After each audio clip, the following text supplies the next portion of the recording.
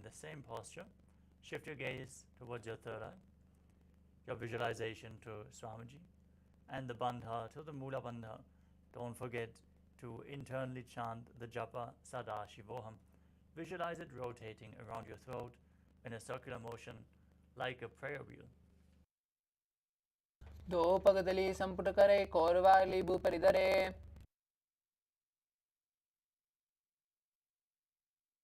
Next up is Suryasana. Now keep your knees wide apart and raise them up off the mat. Join your thumbs and little fingers as you open up your palms, resembling a lotus flower in Padma Mudra. Raise your arms up above your head and gaze through the gap in between the palms. Now visualize Lord Surya in your inner space and perform Uddiyana Bandha, the stomach lock, and Mula Bandha, the root lock in Suryasana. Erido goda tariane panapani betika punitane.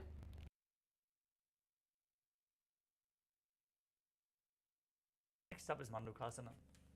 Now sit with your feet flat on your heels. Keep your knees apart and place your hands on top of the knees as you gaze to your third eye. Visualize yourself as a frog and press your tongue up against the palate of your mouth in Manduki Mudra. Breathe calmly through your nose in Sahajra Kumbhaka. You can stop the buzzing now as you perform the Mula Bandha in Mandukasana. पादतलौ पृष्ठदेशे अङ्गुष्ठद्वये च संस्पृशे ध्यानयोग्नं पुरस्कृत्य साधयेत् मण्डूकासनम्.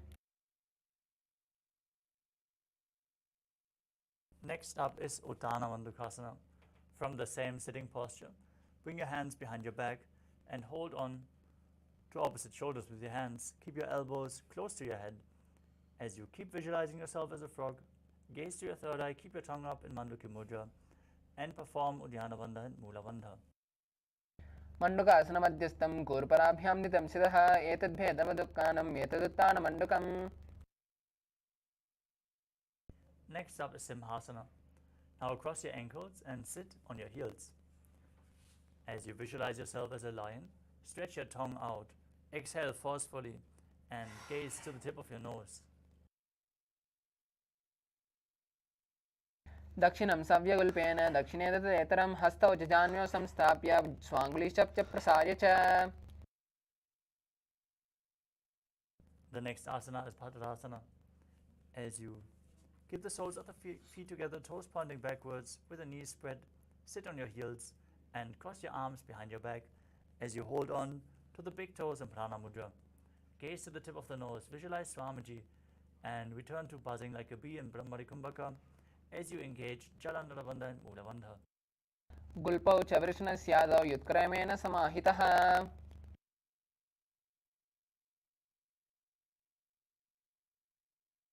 Next up is Kaka Bhushandi Asana. Now squat with your feet flat and keep your knees raised off the ground. Bring your arms in and around the raised knees and interlock your fingers behind your back if you can. Otherwise, reach as far as you can behind your back. Now gaze to your nose and visualize yourself as a crow. प्रथमे वेश उकृताने द्वौ हातपगम्बी च आने.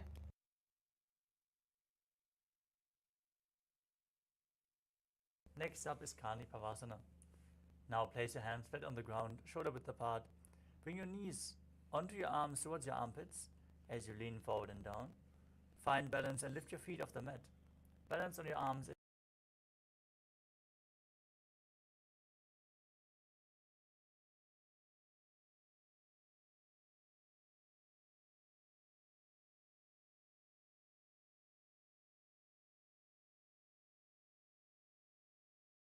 Blood pressure, take it slow with the inverted postures. If you need support, you can lean against the wall or ask a partner if they can aid you in this asana. Now place your hands on the ground, shoulder width apart. Bring your elbows towards your armpits and place your crown of the head onto the mat. As you lean forward, raise your hips up and then straighten your legs up straight. Gaze to your nose and visualize Swamiji in your inner space.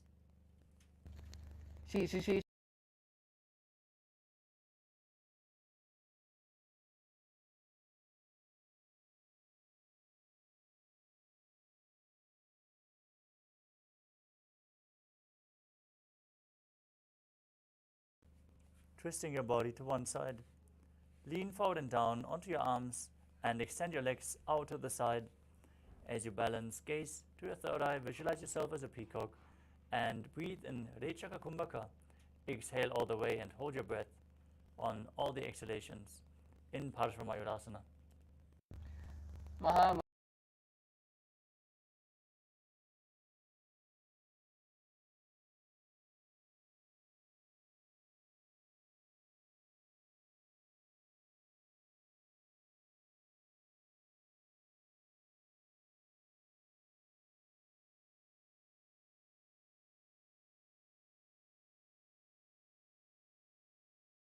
Flat on the ground, shoulder width apart, step both feet back into the plank position, Tadasana. As you step one foot outside the respective shoulder, in between the hands, gaze up to your third eye, visualize yourself as Lord Kala Bhairava in Bhairaganathasana. आसन को गुण पीति जाई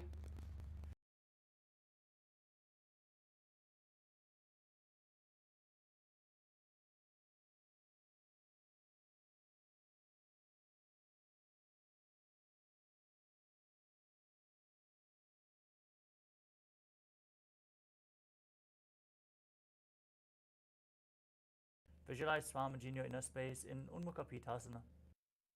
भून्यस्तौ जाननी हस्तौ चतुष्पदवान्मुखम् उत्तापिताग्रयुगलं चतुष्पदमभिरुका From Tadasana, rotate your body onto one hand and raise the other hand up towards the sky. Keep your core engaged, torso straight as you gaze upwards along the other arm and visualize yourself as Sage Vashishta in Vashishtasana. ऊर्ध्वकुक्कुटवासिष्ठं मरीचिहलमस्तकं परिवृत्तं चोदरस्य विविधं धनुरासनम् Now twist your body in the opposite direction. Repeat Vashishtasana on the other side. ऊर्ध्वकुक्कुटमाशिष्टं मरीचिहलमस्तकं परिवृत्तं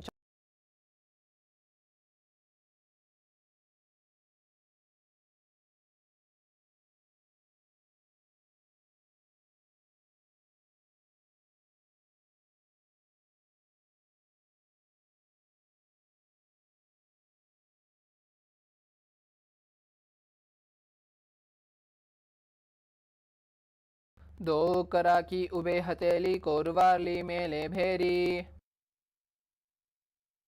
Next up is Paschimottanasana.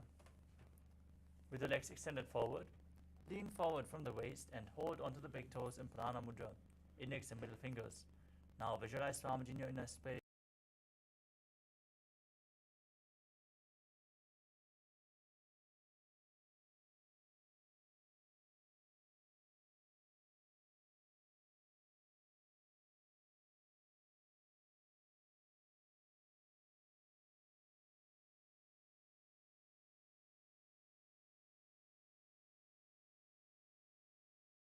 स्वपानिभ्यां दृढं धृत्वा जानोपरि शिरोन्यसेत् From Ugrasana, bring one knee, one heel up towards the groin.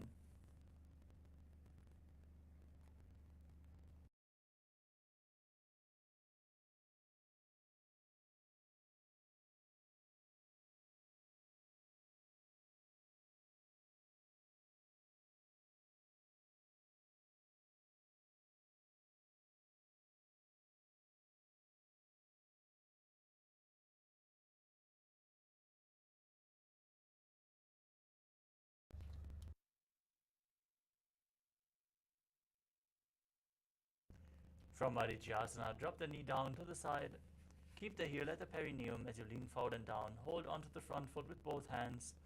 Gaze to your nose. Visualize Swamiji in your inner space.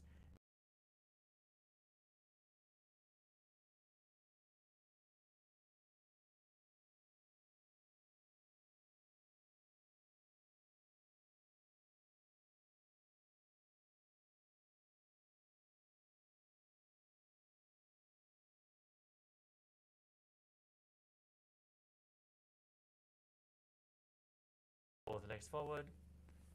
Bring the other heel in towards the perineum. Lean forward and down. Interlock your fingers behind your back in Marichyasana on the other side. उत्तानपादं क्रौञ्चं च मरीचिं वीरभद्रकं नटराजं त्रिकोणं च सुप्ताङ्गुष्ठप्रसारणे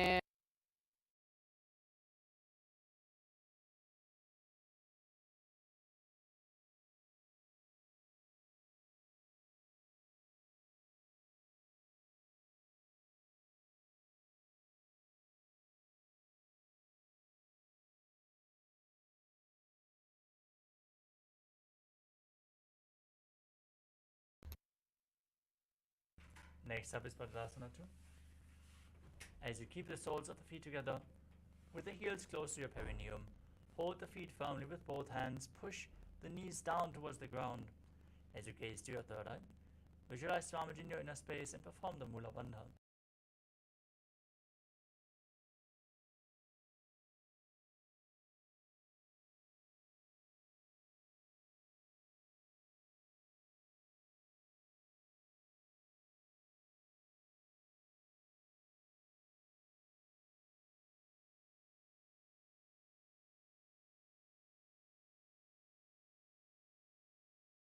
पूर्वचर Close to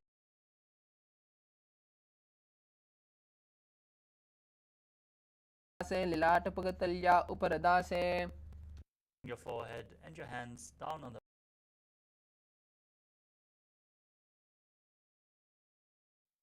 दो पगरिल संपुर करे सोए करे आने जा रे पसारे balance. As you gaze the other foot against the perineum, opposite foot यत्नतः दावा पगा अंगुष्ठन्तु गृहीत्यं मत्सपीठकम्. visualize yourself as Rishikana Suya.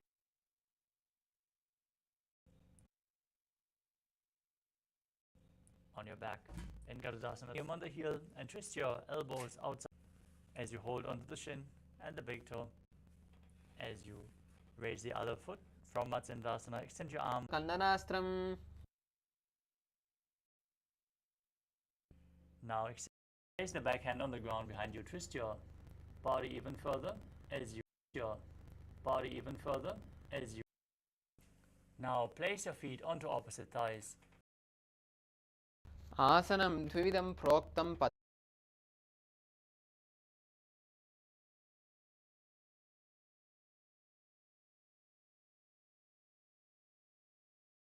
Inner space in Bandha Kiki Asana. धरामवष्ट्यभ्यकरद्वयेन तत्कुरुपरि स्थापिनत् पार्श्वः. As you visualize yourself as a peacock,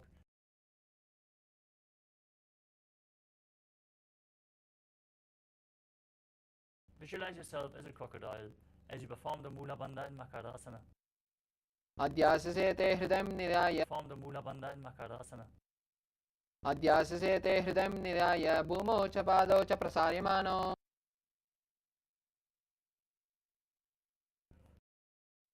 अध्याससे ते करयुग्मं वक्षो भूमिम् अवष्टभ्य करतलयोस्तराभ्याम्. Next up is Ushtrasana. As you lay on your stomach, hold. Now, still holding onto the feet, kick your legs back and up as you raise your chest. Gaze up towards your third eye as you visualize yourself as Pinaka, Lord Shiva's bow in Dhanu.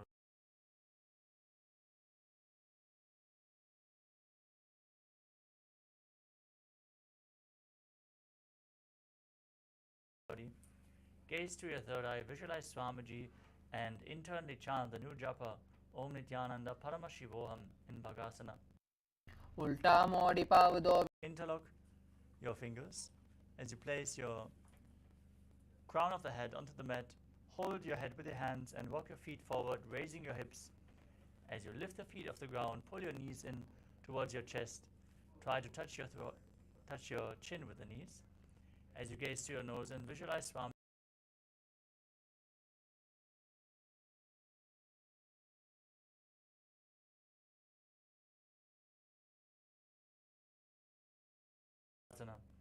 Be straight and stable as you gaze to your nose and visualize Swamiji in your inner space. विपरीतं मण्डलं च विदितं दिनः.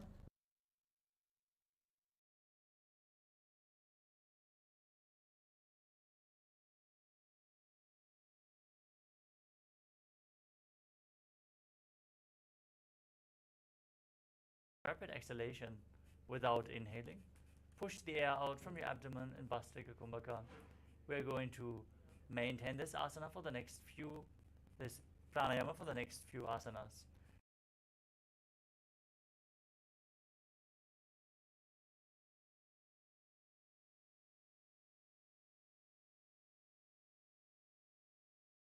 हरज आने गोड़ा तरे काम सकी ताने. Up is Parighasana. Now keep your legs extended forward. Place your hands behind your back, holding onto opposite shoulders. Gaze up towards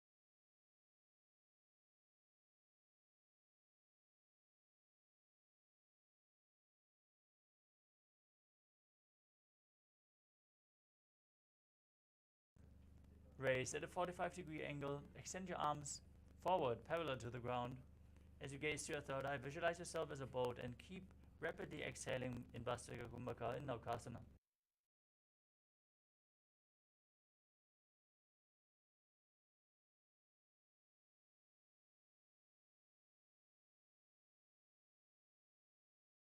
Them against your chest. As you gaze to your nose, visualize yourself as Lord Rudra in Rudrasana. पगतले संपुट करे हाथस्य पगा ऊंचा पगा की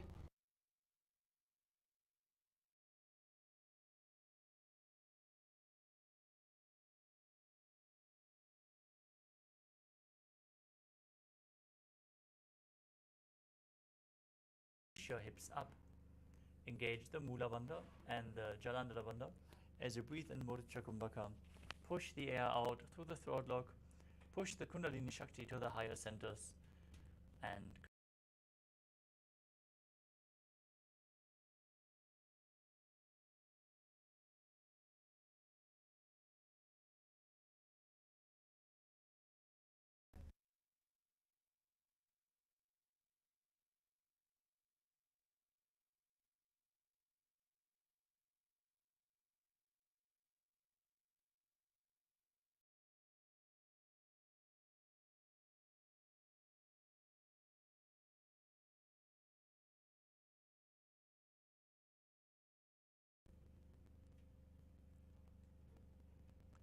perform the Shakti Chalan Mudra as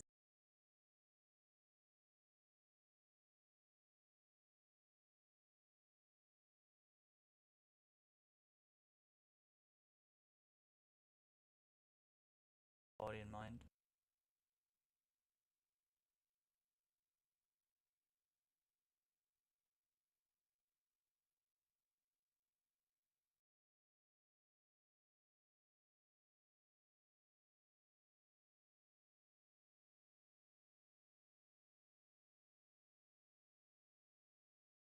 Dhyananda Paramashivoham in Shivasana. आतशवासनम् उत्तानं शववद्भूमौ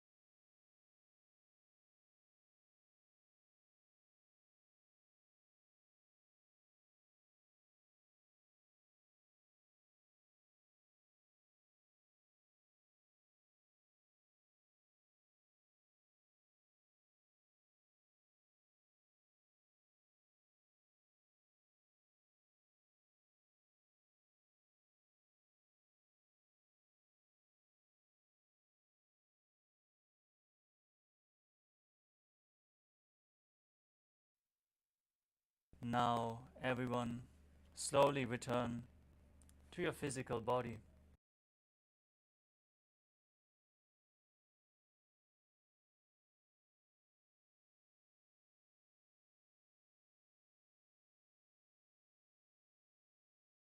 body from side to side as you slowly return to a comfortable seated position.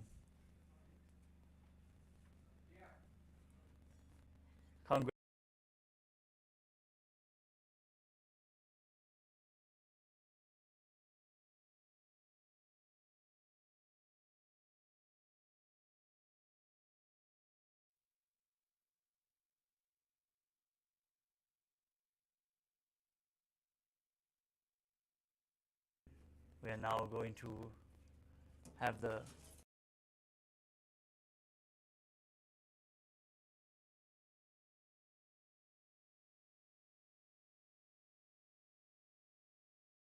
conclude today's Nityananda Yoga session with the Purna Mantra.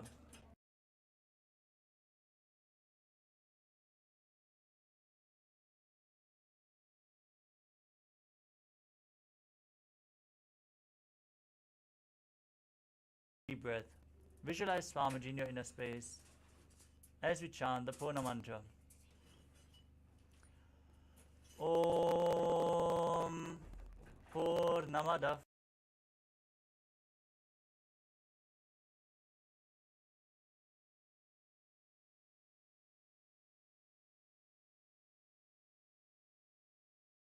Hari Om Tat Sat Sarvam Bhagavat Shri Nityananda Paramashiva Padukar Panamastu. Om Nityanandam.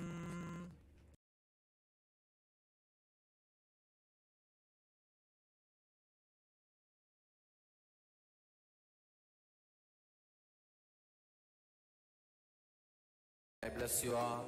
Let you all open all your three eyes and manifest the powers of Mahā Sadashiva. Om Nityananda.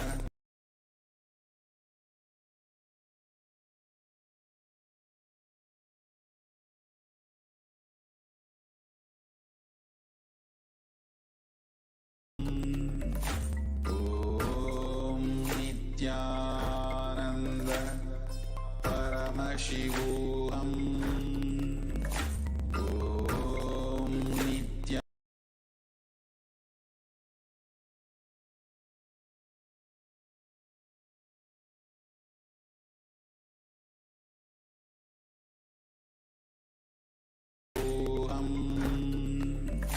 Om Nityananda. Paramashivoham.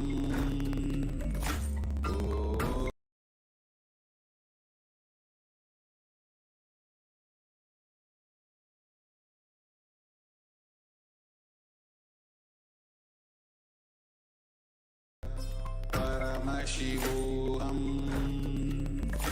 Om Nityananda. Paramashivoham.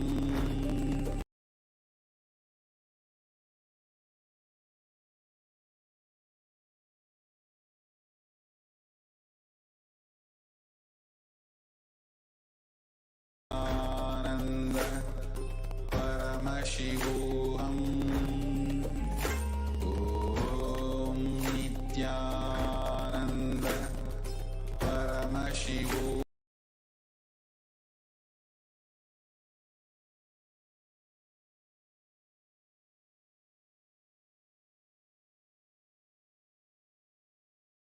Om Nityananda. Paramashivoham.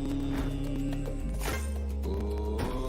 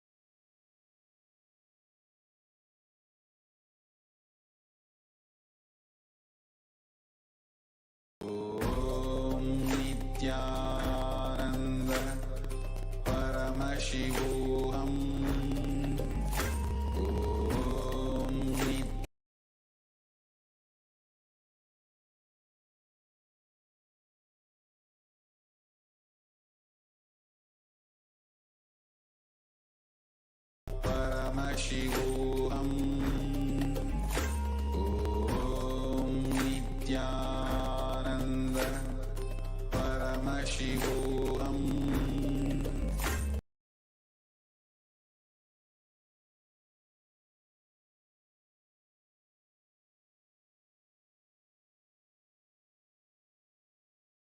Ananda Paramashivoham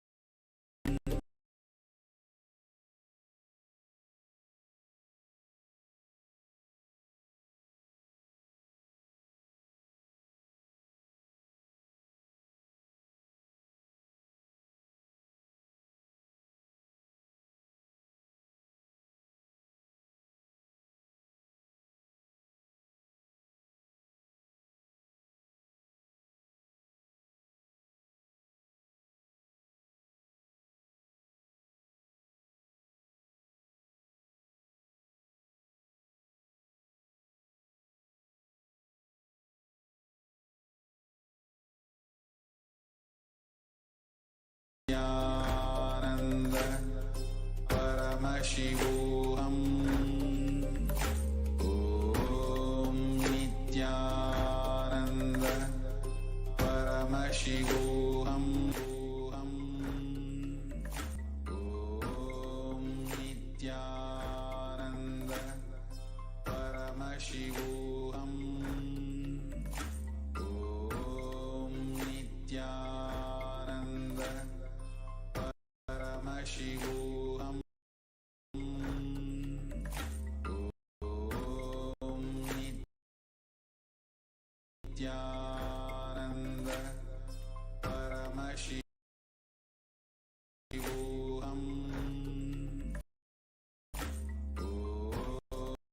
Om Nityananda Paramashivoham Om Nityananda Paramashivoham Om Nityananda Paramashivoham Om Nityananda Paramashivoham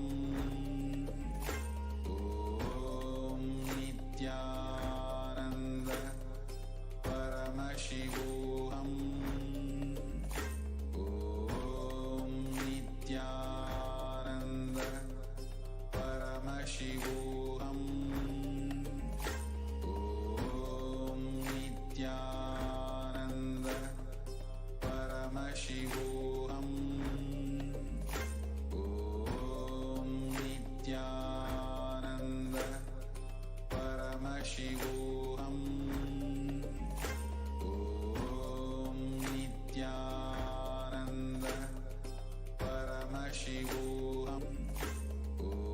Om Nityananda Paramashivoham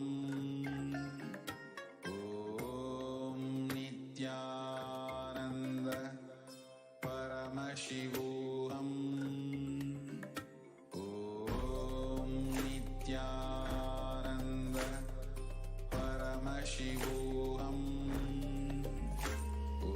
Om Nityananda Paramashivoham Om Nityananda Paramashivoham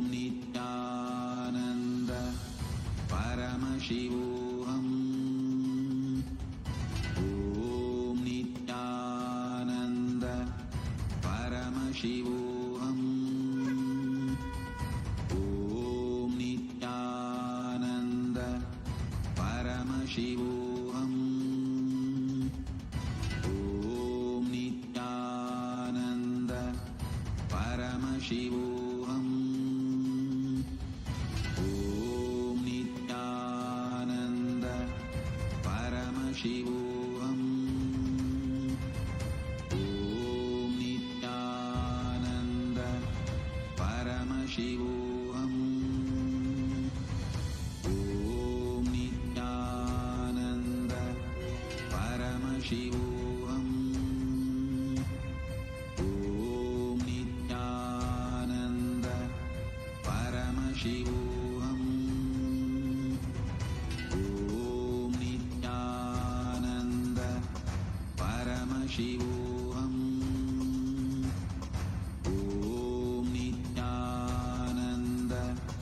Paramashivoham. Om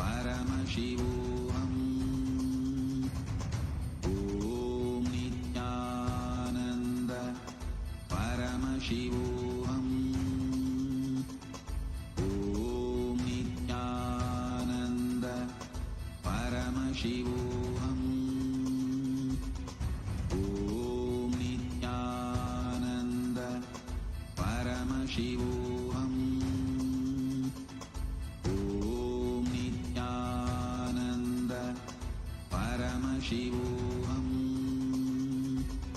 Om Nityananda Paramashivoham. Om Nityananda Paramashivoham. Om Nityananda Paramashivoham. Om Nityananda Paramashivoham. Om Nityananda. Your fears, incompletions, insecurities, nothing is needed for you to exist. Paramashiva alone is enough for you to live absolutely, blissfully, celebrating, fulfilled, complete, intensely. Paramashivoham. Om Nityananda Paramashivoham. Welcome you all with my love and respects. Before entering into the sutras, I want all of you to just sit for a few seconds. Sit straight and just prepare yourself. Because this understanding about which I am going to talk gave me the courage to leave the home.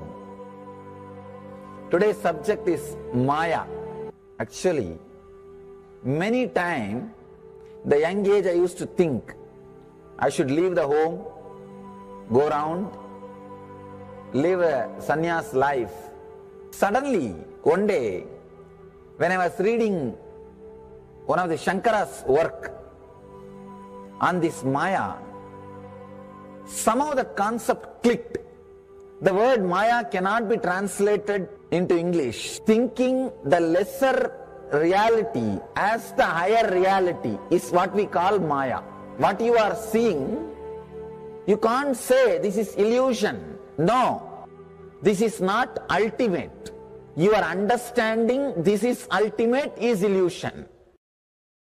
The moment the click happened, I was ready not only to leave the house, decided to live like a Shankara. In the Vedic tradition, anybody wants to become enlightened has to leave their home.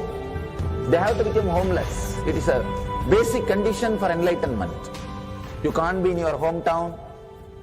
You have to start wandering, studying, because to enter into the ultimate truth, you need to have the courage to go behind wherever it leads.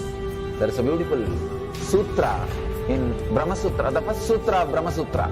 It says, Atato Brahma Jignasa let us inquire into the reality. It says, only a courageous person who is ready to go behind wherever truth leads can enter into this science. In those days, we had a beautiful system. When somebody becomes enlightened, he will go around and sit with all other scholars, pandits, learned people, and he will open up his understanding.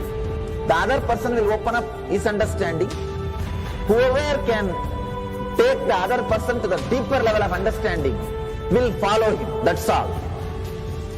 That is why exploring the truth into the deeper and deeper level has been made as a compulsory basic value for anybody who wants to explore the reality, explore into the truth. What we need to understand from this story, courage to go behind the truth, wherever it leads. Even they are ready to gamble with their life, but they are ready for truth.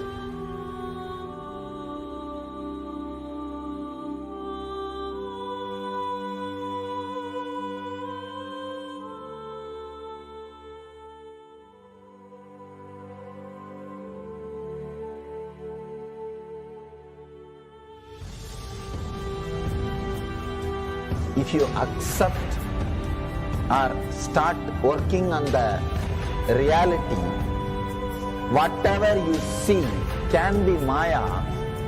It feels as if the ground on which you are standing is opening or giving way, is taken away. It needs courage. It may suddenly open a new door to you. You must be able to go into the door, only then you can see the next door. Because I am trying to reproduce the same understanding and experience which happened in me. Understand? When I understood that Maya, the concept of Maya, it gave me so much of joy and courage to do anything. I decided I will live like a Shankara. There is every possibility you will catch the glimpse. I am not telling you will run away from a home. You will have the same energy and excitement and liberation when you realize this truth. If this one concept Maya is understood logically by you, no suffering can make low curve in you. Nobody can exploit you easily. If you can just open that courage, this understanding can open new doors for you. If you understand this clearly, you will have the courage. If you have little courage, you will have understanding. It's like a circle. Who will start first? I represent Kailasa nation led by Supreme Pontiff of Hinduism, Sri Nityananda Paramashivoham, which speaks on behalf of 2 billion Hindus around the world who do not have a voice representing them in these international forums.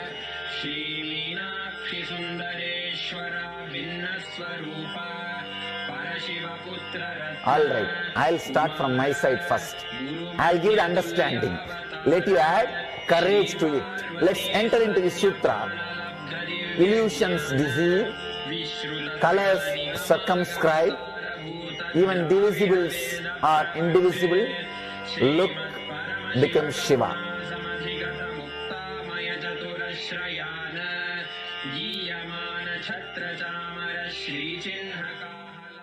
Welcome you all with my love and respects. Before entering into the sutras, I want all of you to just sit for a few seconds. Sit straight and just prepare yourself.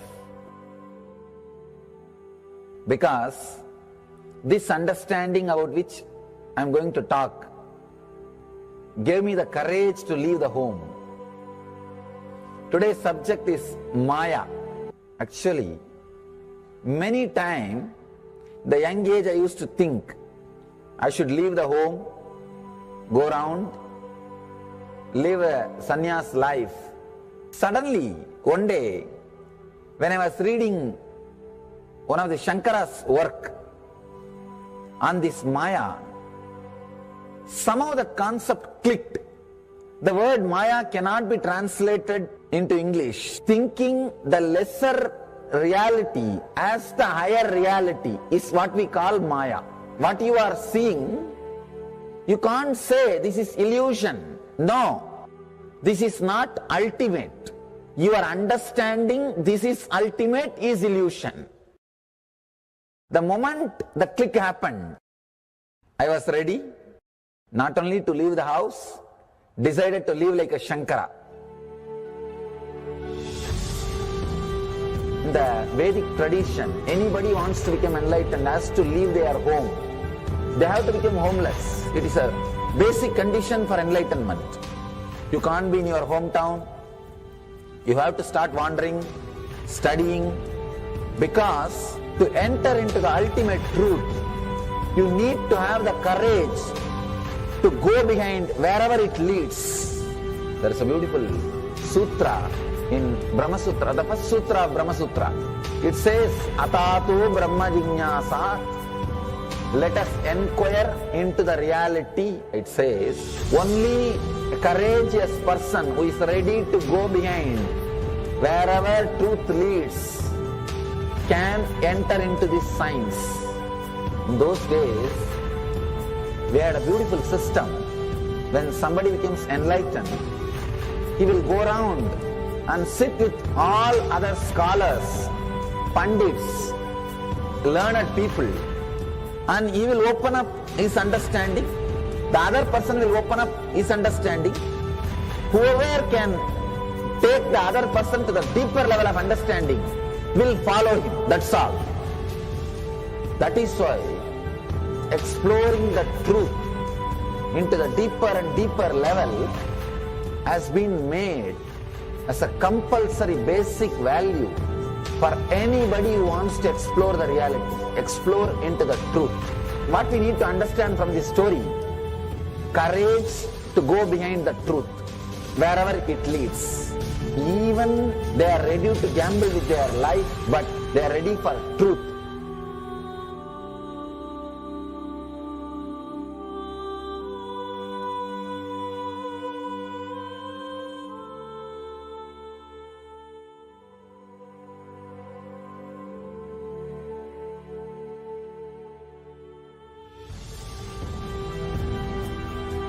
If you accept or start working on the reality, whatever you see can be Maya.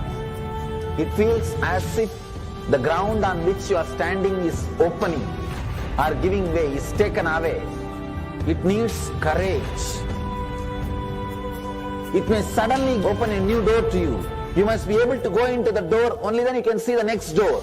Because I am trying to reproduce the same understanding and experience which happened in me. Understand? When I understood that Maya, the concept of Maya, it gave me so much of joy and courage to do anything. I decided I will live like a Shankara. There is every possibility you will catch the glimpse. I am not telling you will run away from a home. You will have the same energy and excitement and liberation when you realize this truth. If this one concept Maya is understood logically by you, no suffering can make low curve in you.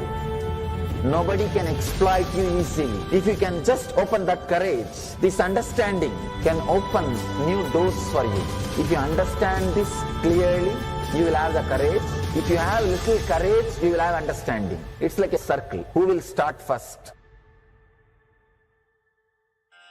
I represent Kailasa nation led by Supreme Pontiff of Hinduism, Sri Nityananda Paramashivoham, which speaks on behalf of 2 billion Hindus around the world who do not have a voice representing them in these international forums.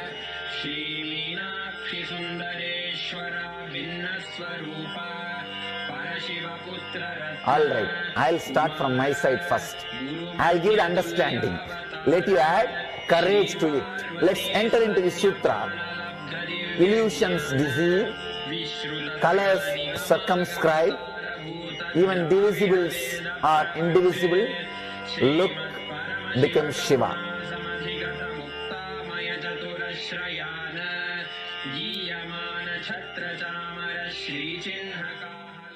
Welcome you all with my love and respects. Before entering into the sutras, I want all of you to just sit for a few seconds. Sit straight and just prepare yourself. because this understanding about which I am going to talk gave me the courage to leave the home. Today's subject is Maya. Actually, many times, the young age I used to think I should leave the home, go around, live a sannyas life. Suddenly, one day, when I was reading one of the Shankara's work on this Maya, somehow the concept clicked. The word Maya cannot be translated into English. Thinking the lesser reality as the higher reality is what we call Maya. What you are seeing, you can't say this is illusion. No, this is not ultimate. Your understanding this is ultimate is illusion. The moment the click happened, I was ready not only to leave the house, decided to live like a Shankara.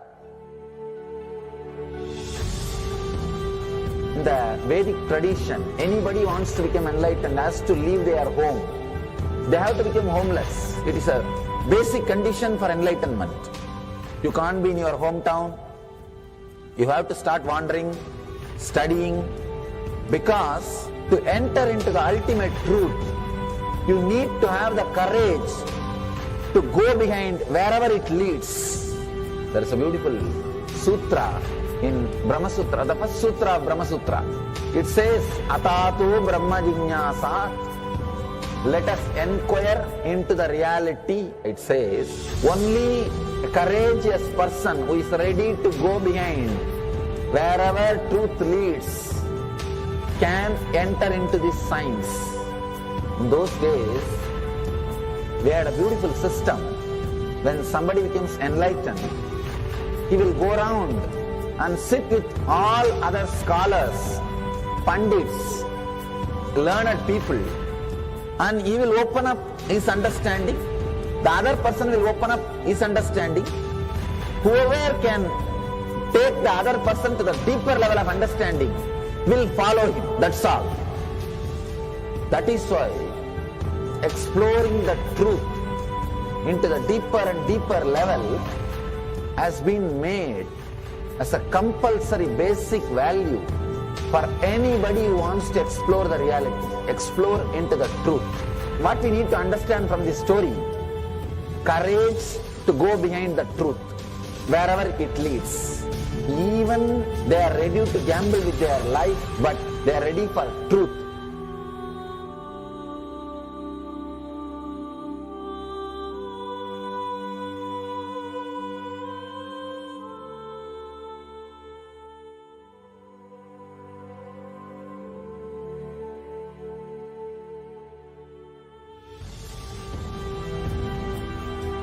If you accept or start working on the reality, whatever you see can be Maya.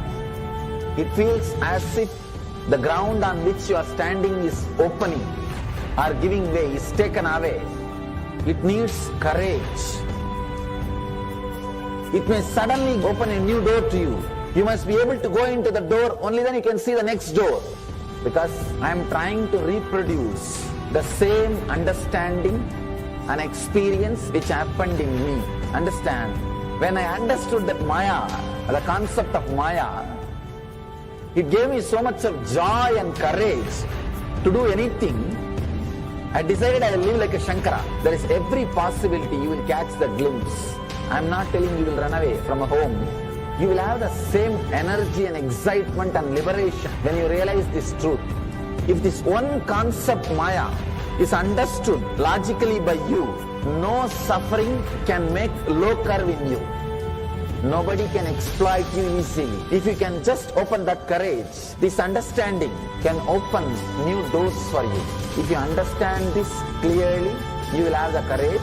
If you have little courage, you will have understanding. It's like a circle. Who will start first? I represent Kailasa nation led by Supreme Pontiff of Hinduism, Sri Nityananda Paramashivoham, which speaks on behalf of 2 billion Hindus around the world who do not have a voice representing them in these international forums.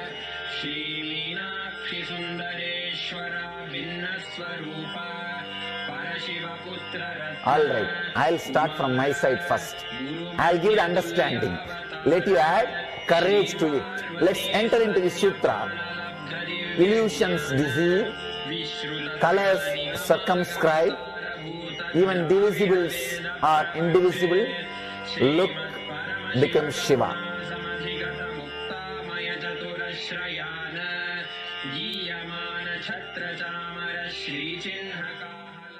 Welcome you all with my love and respects. Before entering into the sutras, I want all of you to just sit for a few seconds. Sit straight and just prepare yourself. Because this understanding about which I am going to talk gave me the courage to leave the home. Today's subject is Maya. Actually, many times, the young age I used to think I should leave the home, go around, live a sannyas life. Suddenly, one day, when I was reading one of the Shankara's work on this Maya, somehow the concept clicked. The word Maya cannot be translated into English. Thinking the lesser reality as the higher reality is what we call Maya. What you are seeing, you can't say this is illusion. No, this is not ultimate. Your understanding this is ultimate is illusion. The moment the click happened, I was ready not only to leave the house, decided to live like a Shankara. In the Vedic tradition, anybody wants to become enlightened has to leave their home.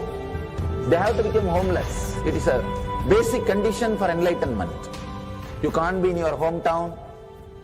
You have to start wandering, studying, because to enter into the ultimate truth, you need to have the courage to go behind wherever it leads.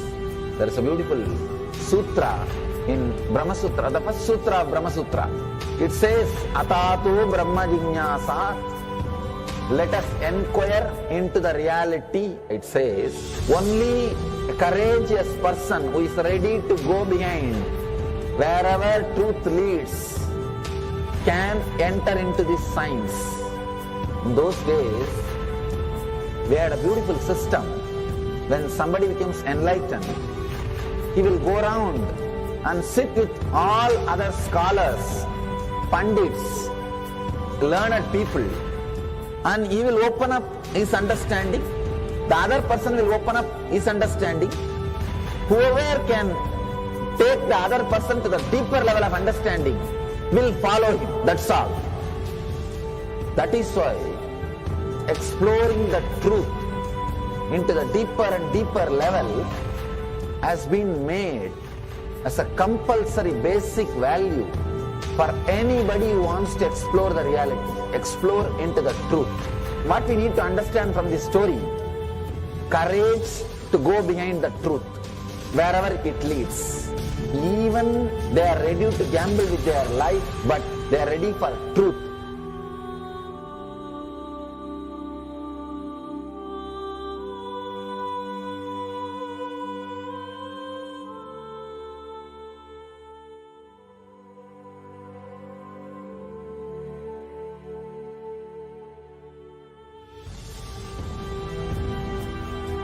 If you accept or start working on the reality, whatever you see can be Maya. It feels as if the ground on which you are standing is opening or giving way, is taken away. It needs courage. It may suddenly open a new door to you. You must be able to go into the door, only then you can see the next door. Because I am trying to reproduce the same understanding and experience which happened in me. Understand? When I understood that Maya, the concept of Maya, it gave me so much of joy and courage to do anything I decided I will live like a Shankara. There is every possibility you will catch the glimpse. I am not telling you will run away from a home. You will have the same energy and excitement and liberation when you realize this truth. If this one concept Maya is understood logically by you, no suffering can make low curve in you. Nobody can exploit you easily. If you can just open that courage, this understanding can open new doors for you. If you understand this clearly, you will have the courage.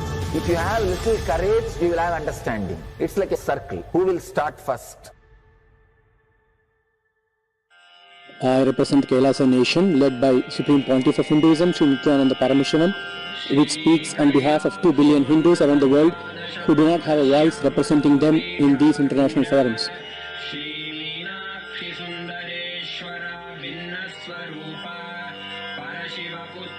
Alright, I'll start from my side first. I'll give the understanding. Let you add courage to it. Let's enter into the sutra. Illusions deceive, colors circumscribe, even divisibles are indivisible. Look becomes Shiva.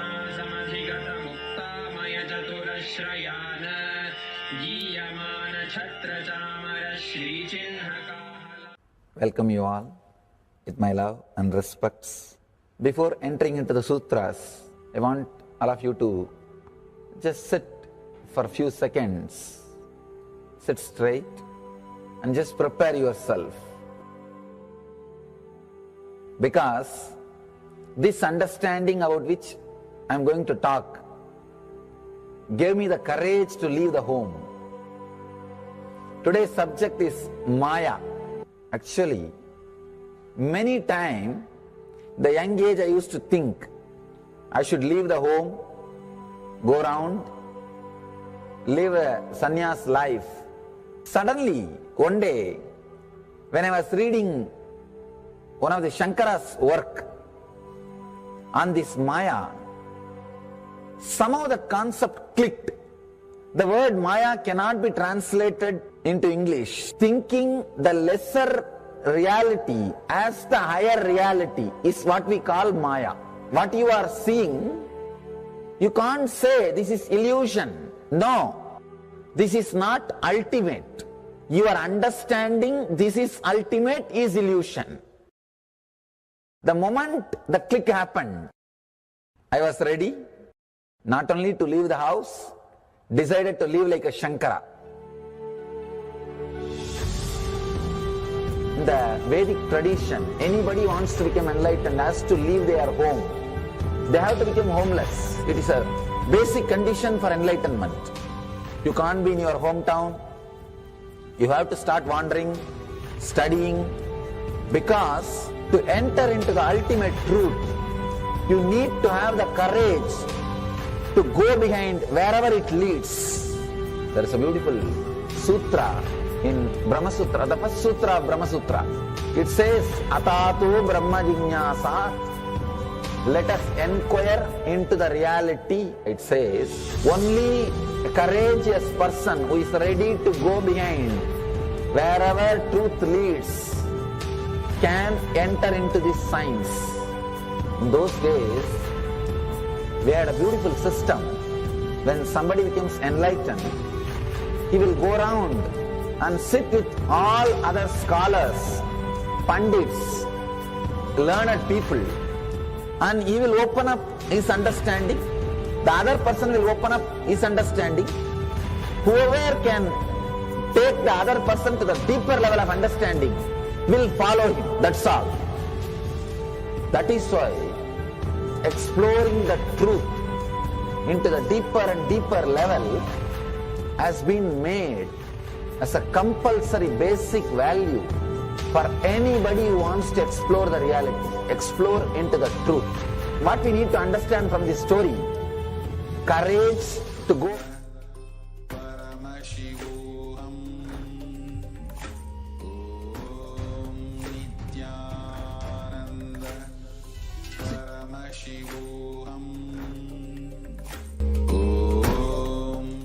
Yes, Nityananda, it was a wonderful yoga segments.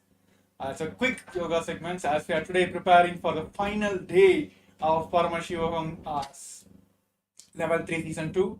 Today we are all going to receive Swamiji in his very own form, Bhagavan Sri Nityananda Paramashivam, the very own avatar, the incarnation of Paramashiva, landed on this planet Earth to give the glimpse of Mahā KAILΑSA to us. So yes, throughout this program, Bhagavan has given the experience of all the lokas. So today, all of us are going to receive and experience the Mahā KAILΑSA, where he resides as a formless form of eternal happening of this life, where he is alive there. So yes, today we are all going to receive from the supreme point of Hinduism the darshan of Bhagavan Sri Nityananda Paramashivam and also experience the Mahā KAILΑSA. I think the viewers and all of us are wanting to experience this Mahā KAILASA.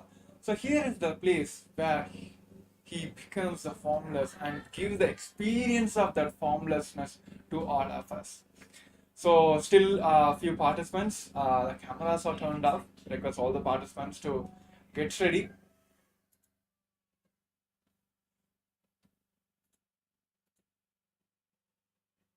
Today is the final day, and also today is the day where Sundareshwara taken over the ruling from the Meenakshi. Today we're going to also witness the Pattabhishekam of Sundareshwara Paramashiva, where the Supreme Fount of Hinduism is also the 293rd Guru Maha Sannidhanam of Madurai Shyamala Pita Sarvanya Pita, the lineage where Devi Meenakshi herself, through that Sarvanya Pita, where Meenakshi herself ruled all the 56 nations at a time, all the Akhand Bharat.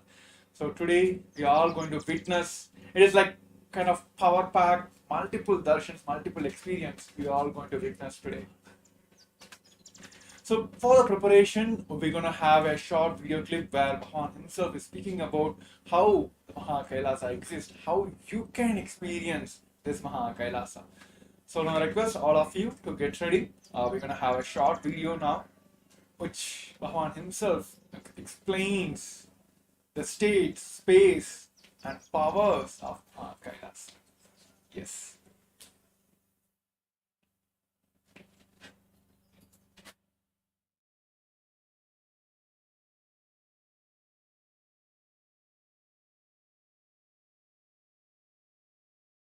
Los Angeles Kailasa is one of the connection points with Mahā KAILASA and Bhuloka and all other lokas, spaces.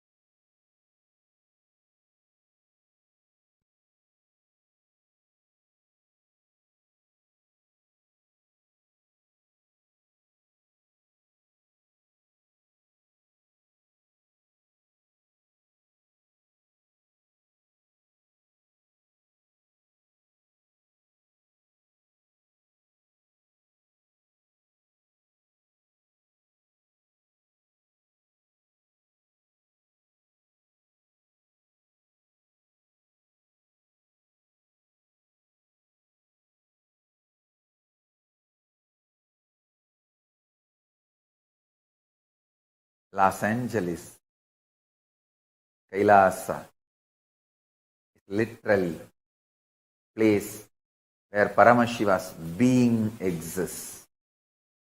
He is not only in the form of energy, superconsciousness, state, space, powers, he is in the very form of that being.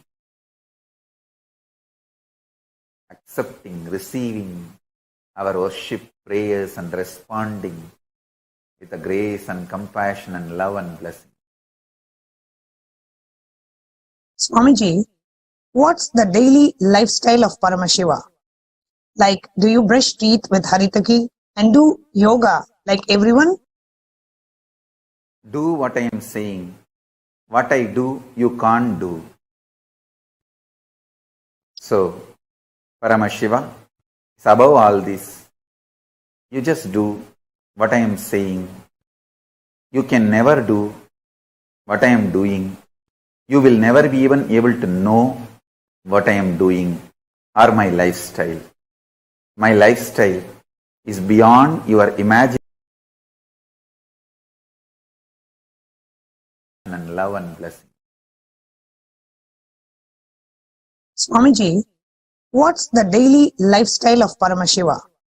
Like, do you brush teeth with Haritaki and do yoga like everyone? Do what I am saying. What I do, you can't do. So, Paramashiva is above all this. You just do what I am saying. You can never do what I am doing. You will never be even able to know what I am doing or my lifestyle. My lifestyle is beyond your imagination or understanding.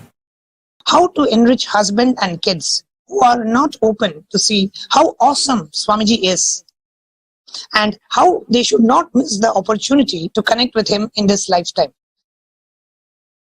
Understand? You just need more intense tyaga. If your family, friends, whom you really love, who you really want that they should connect with Paramashiva, myself, and the lifestyle I am manifesting. But if they are not getting connected, the message I am sending for you is you just need little more tyaga. Your tyaga, sacrifice, need to become more intense. Bring more tyaga towards Paramashiva. Learn to sacrifice, do tyaga more and more for Paramashiva. Your tyaga will inspire them, make them understand the higher existence. With your tyaga, I will manifest my powers that will inspire them, make them understand the higher way of existing. They will automatically be connected to me.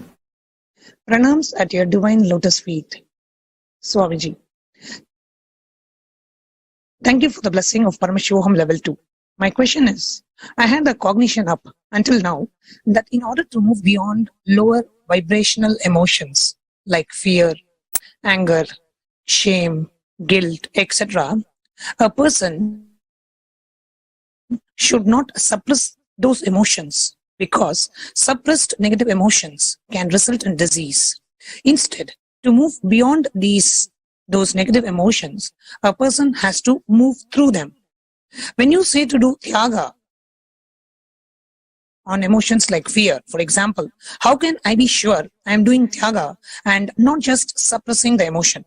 Can you help me understand what it means to do tyaga on emotions? Thank you, Swamiji. Many principles, cognitions you carry from the modern day psychology, psychiatry, psychosomatic, so-called sciences are disastrous, dangerous, destructive, demonic. Those cognitions came from sick mind to keep the humanity sick forever. This is the largest psychological terrorism done on humanity.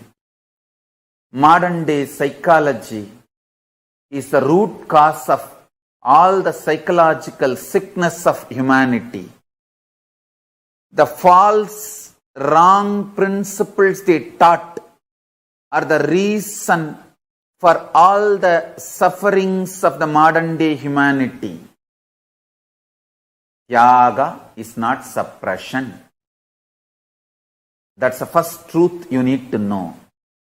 Second truth, you can never go through them and come out of them. Third truth, renounce everything you know about you from the modern psychology, it is sickening. You are consciousness.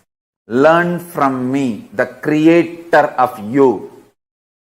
I am giving you the owner's manual. Vedas and Agamas. Learn from me. You are consciousness.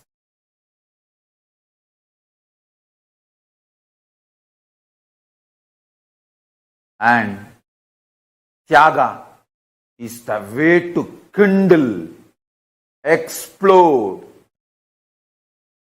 the pure consciousness.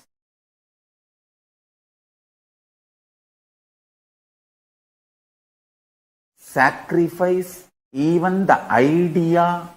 If you suppress your fears, it will come out as disease, because the whole thing is false. Whole thing is false. Neither your fear is truth, nor the principle, if you suppress your fears, it will come out as disease, is true. Both are false. Renounce both.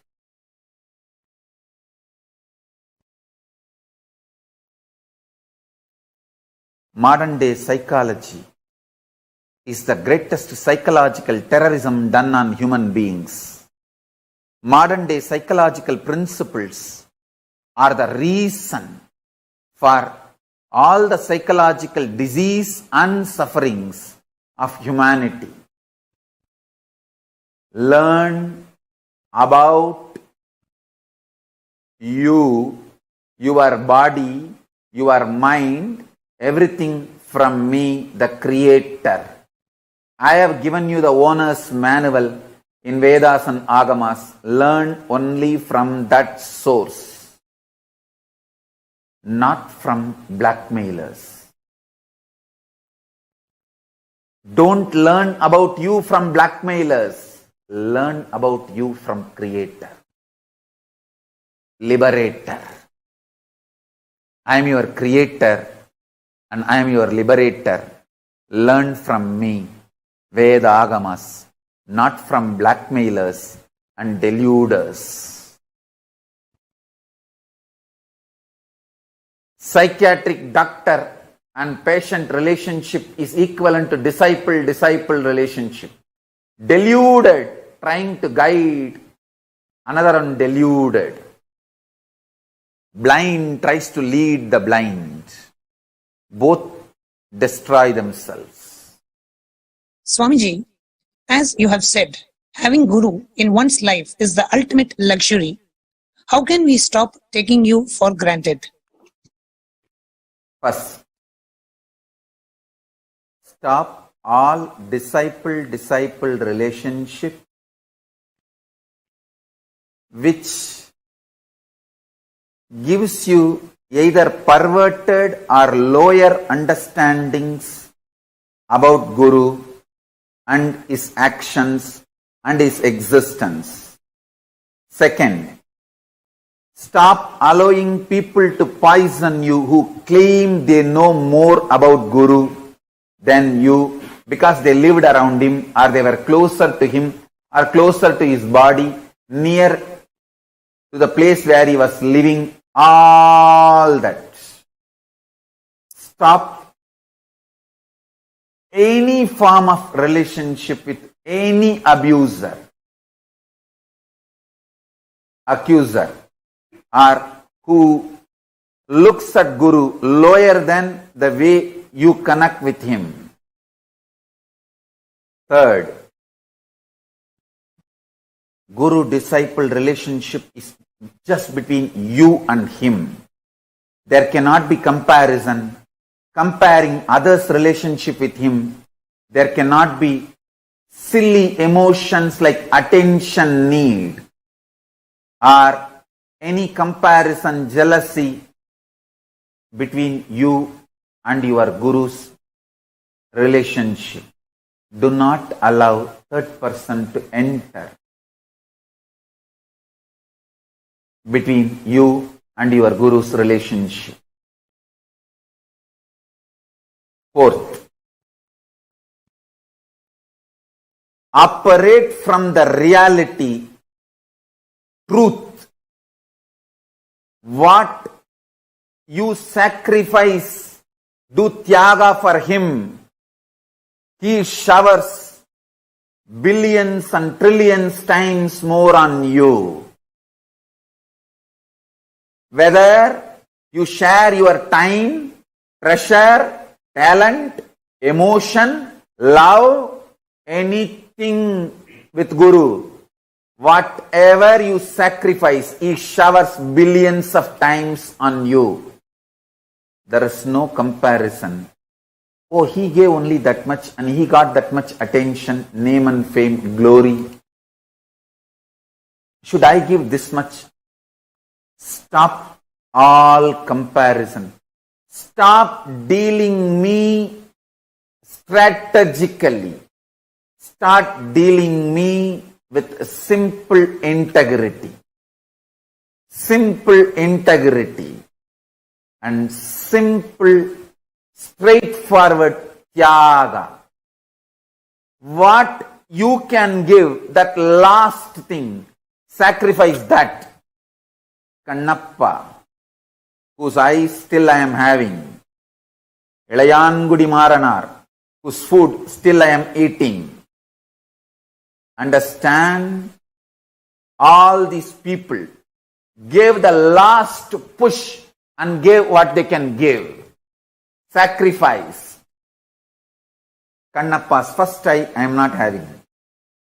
Second eye I am having. His first eye is tyaga. Second eye is ultimate tyaga.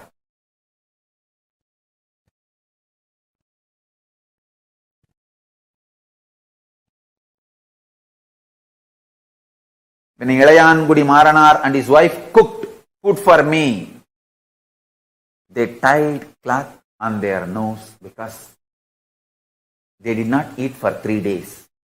If they smell the food, their mouth may give saliva, so food will be dirtied because mentally they wanted to eat. Uchishta. So they tied the cloth and cooked for me. That tyaga still I am enjoying. Understand? The relationship between you and me is absolute tyaga based. You give your ultimate, I give my ultimate. It is not strategical. It is tyaga, undeniable tyaga. I don't care who gives what. Is it the last thing he is giving? That is what I care. Millions of people give food. I don't eat. Ilayangudi Maranar, the last seed rice he had, he cooked and gave. That is the last he has. That decision, that will persistent, that tyaga is what I am enjoying. And I showered myself for him, on him forever.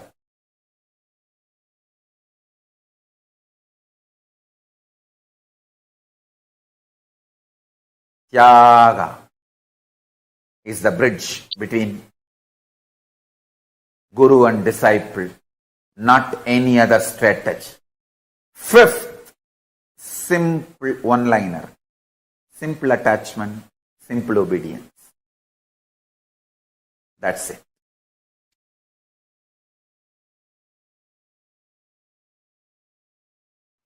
I want all of you to know, listen.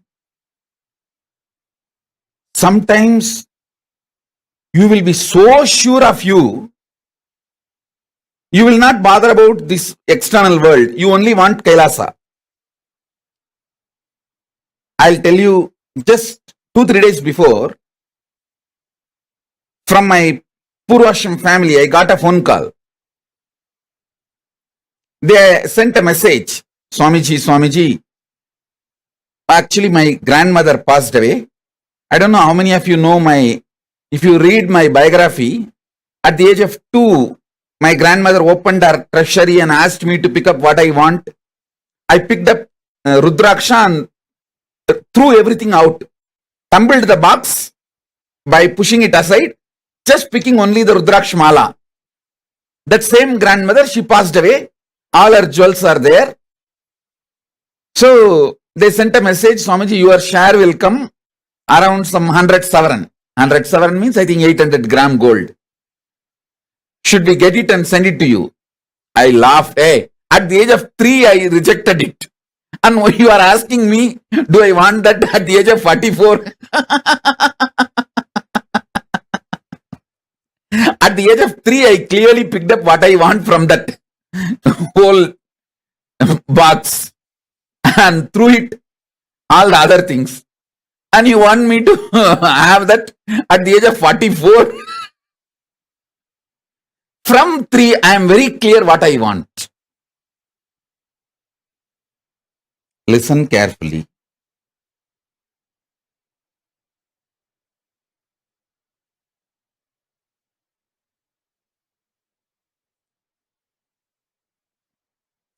The consciousness I carry now at this moment is Turyatita Turyatita. Listen.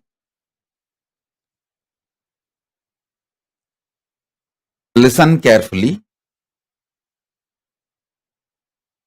Consciousness I carry is Turyatita Turyatita. The consciousness you all carry varies. Sometimes it goes to deep sleep, sometimes dream state, sometimes waking state, sometimes in the waking state you dream. It goes ups and downs. Listen. The good news is I can connect my breathing with all your breathing and infuse my consciousness into you. The great news is whatever infused permanently stays in you till you digest and make it as part of you. Till you make that as a permanent state. It stays in you. It is not, it can't leave you. Once I breathe this Turyatita Turyatita into you, means the enlightened consciousness into you, the seed cannot be killed. It stays inside you till you allow it to sprout and come out. See, in Indian villages, mothers will frighten the kids saying, don't swallow the seed of any fruit like a grape. Any fruit when they give, they will tell, hey, you should not swallow the seed. You should put the seed out, spit it out.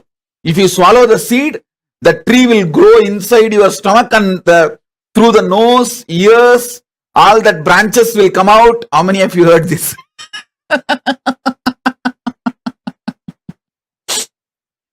Because moms don't want that seed to get stuck in your throat. They will always tell this. In all Indian villages, they will tell this story. You should not eat that seed. If you eat that seed, that tree will sprout in your stomach and then branches will come out through your ears, nose and mouth. So listen, same way, the enlightened consciousness which I am putting inside you, till it becomes tree and branches,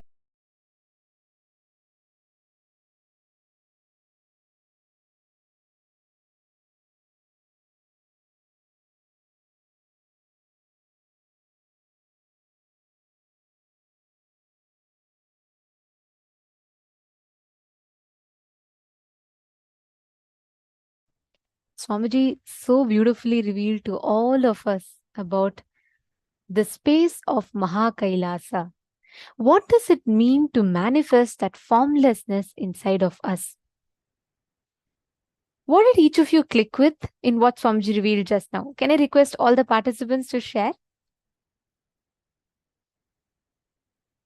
I see so many hearts, so many messages on the chats. What did each of you understand is the space of Mahā KAILΑSA?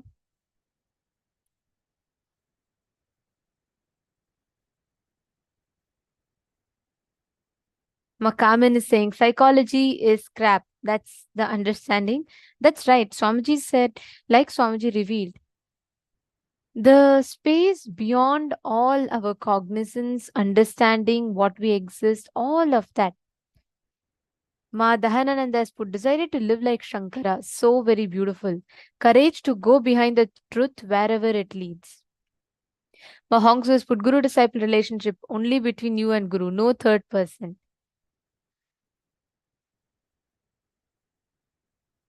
Beautiful. See, the space of Mahā KAILΑSA is the ultimate space where we exist as Paramashiva, we exist in our ultimate Paramashanta Swarupa, just in that space of pure oneness with Paramashiva. And that is what is the space of Mahā KAILASA. And manifesting that space of Tyaga, the ultimate space of oneness. Are you all able to hear now? I'm seeing some messages saying audio is not good. Can all the participants hear?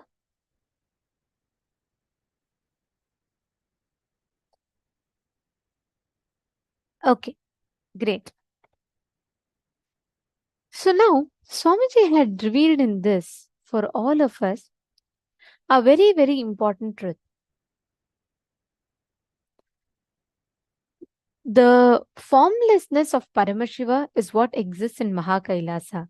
You need consciousness, the free will, which can do right or wrong to move to enlightenment zone or the highest planes. The moment you move to the higher planes, you will experience the space of enlightenment where there is nothing other than you that exists. That is just pure enlightenment, the state of enlightenment. And what is the way? The password to connect to Mahā KAILΑSA is Mahavakya. And Mahavakya is the space that opens up our Dwadashanta, which is 3 fists or 12 fingers breadth above the Sahasrara chakra is the Dwadashanta. And literally Dwadashanta is the portal that opens us up, the points that opens us up to connect to Mahā KAILASA. So there are multiple connecting points so far. Of course, one is the Biddi banyan tree.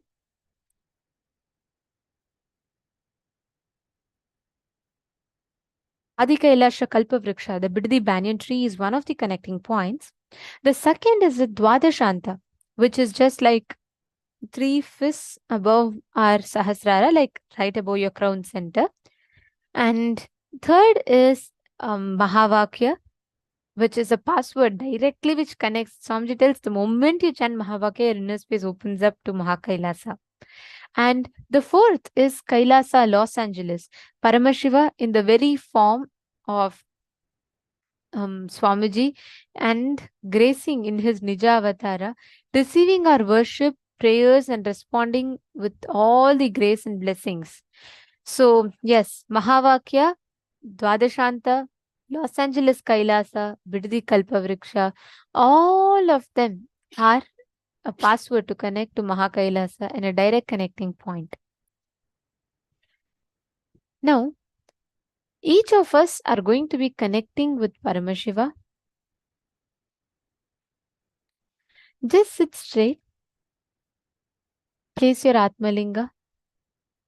Like a password. Mantra means unconsciously, continuously it keeps going inside of you. No. Swamiji tells you, it's like you thinking about brinjal and chanting the mantras. It's not like mantra. It is just a declaration. Like how for you to sign into your Gmail, you use a password. For you to unlock your phone, you use a password. Right? Same way. Just chant the Mahavakya.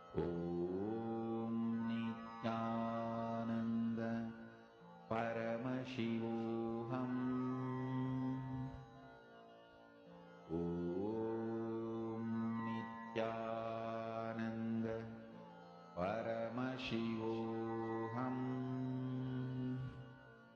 Om Nityananda Paramashivoham. Om Nityananda Paramashivoham. Om Nityananda Paramashivoham. Om Nityananda Paramashivoham. Om Nityananda Paramashivoham. Om Nityananda Paramashivoham. Om Nityananda Paramashivoham. Om Nityananda Paramashivoham. Om Nityananda Paramashivoham. Om Nityananda Paramashivoham. Om Nityananda Paramashivoham. Om Please relax. Nityananda Paramashivoham. Yes, all of you can slowly, very slowly, please open your eyes. Nityananda Paramashivoham. Om Nityananda Paramashivoham. Today, all of us, for every one of us, we are on the 21st day of Paramashivoham, and very, very soon, we're all going to be receiving the darshan, live darshan of Kalyana Sundaramurti and our beloved Swamiji.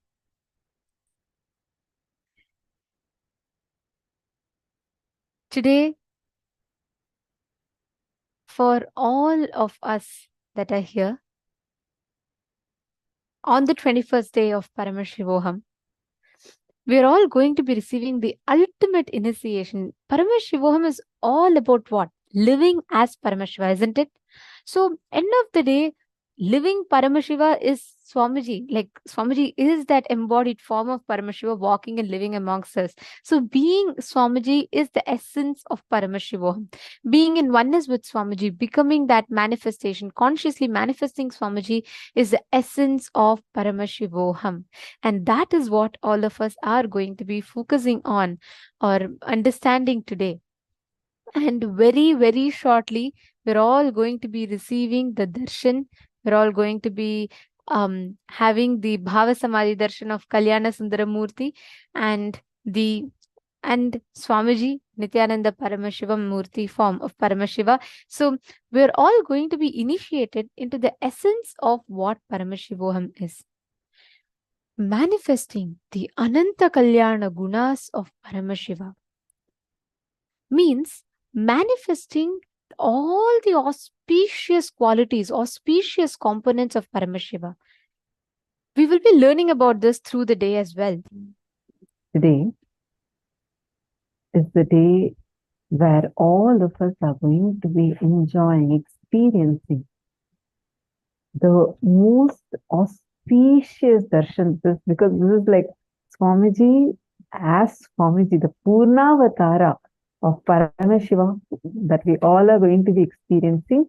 And today we are going to be having the coronation ceremony happening.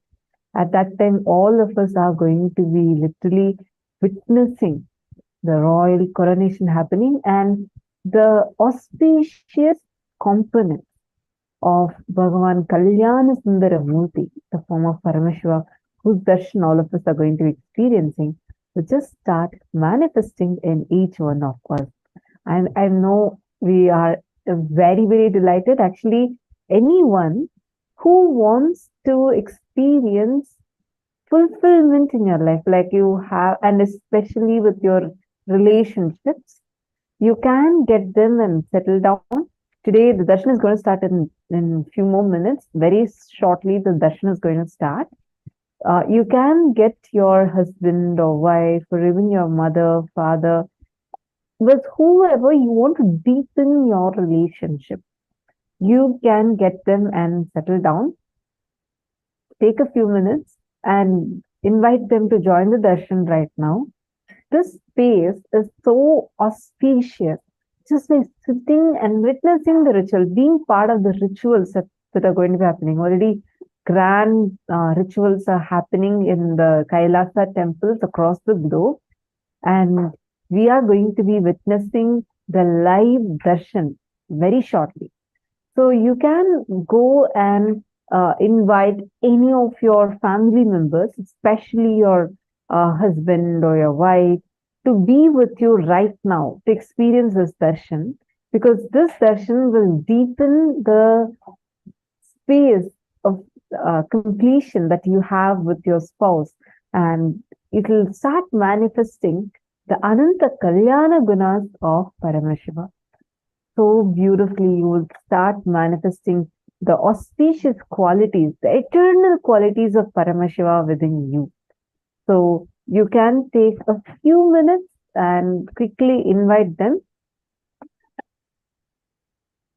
This form is very, very significant as Paramashiva comes down as Somasundareshwara. So just to make like a gist of what it is exactly, we'll take you all through a very quick story, but very, very shortly, in just a few minutes, we are going to be receiving the darshan of Swamiji. So please do not miss. We are going to have a very special coronation celebration. So please, let's all get ready to see the Pattabhishekam, the coronation of Paramashiva. Swamiji himself will be getting the coronation. He'll be receiving the coronation and accepting the whole thing. So I request every one of you to please gather your friends, family members, all of them for witnessing this most beautiful celebration of the coronation of Sundareshwara Paramashiva.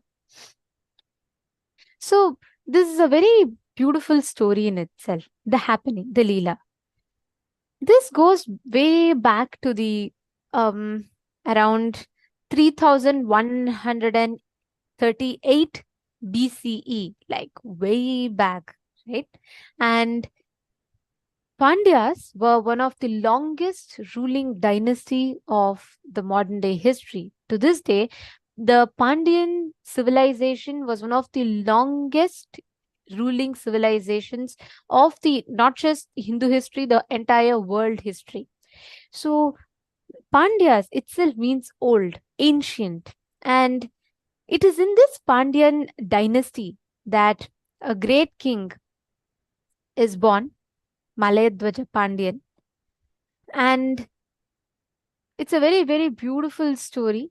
And this goes back to the Sangam literature, which is one of the ancient basis of the modern literature and language, which is the ancient basis of even the Tamil literature, goes back to these Sangam literature time period. And it was in this time that Malayadwaja Pandyan was born.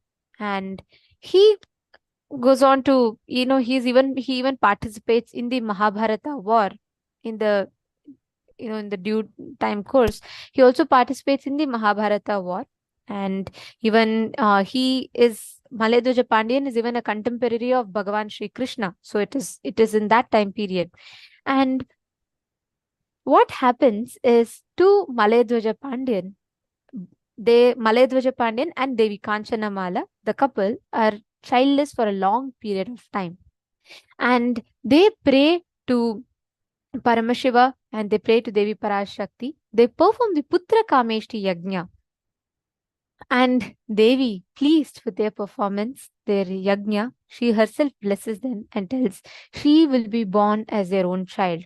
This also has another, a little bit of a history to it, that Devi Kanchanamala actually in her previous birth had performed, was a very great devotee of Devi, and she had performed intense penance to receive Devi herself as her child.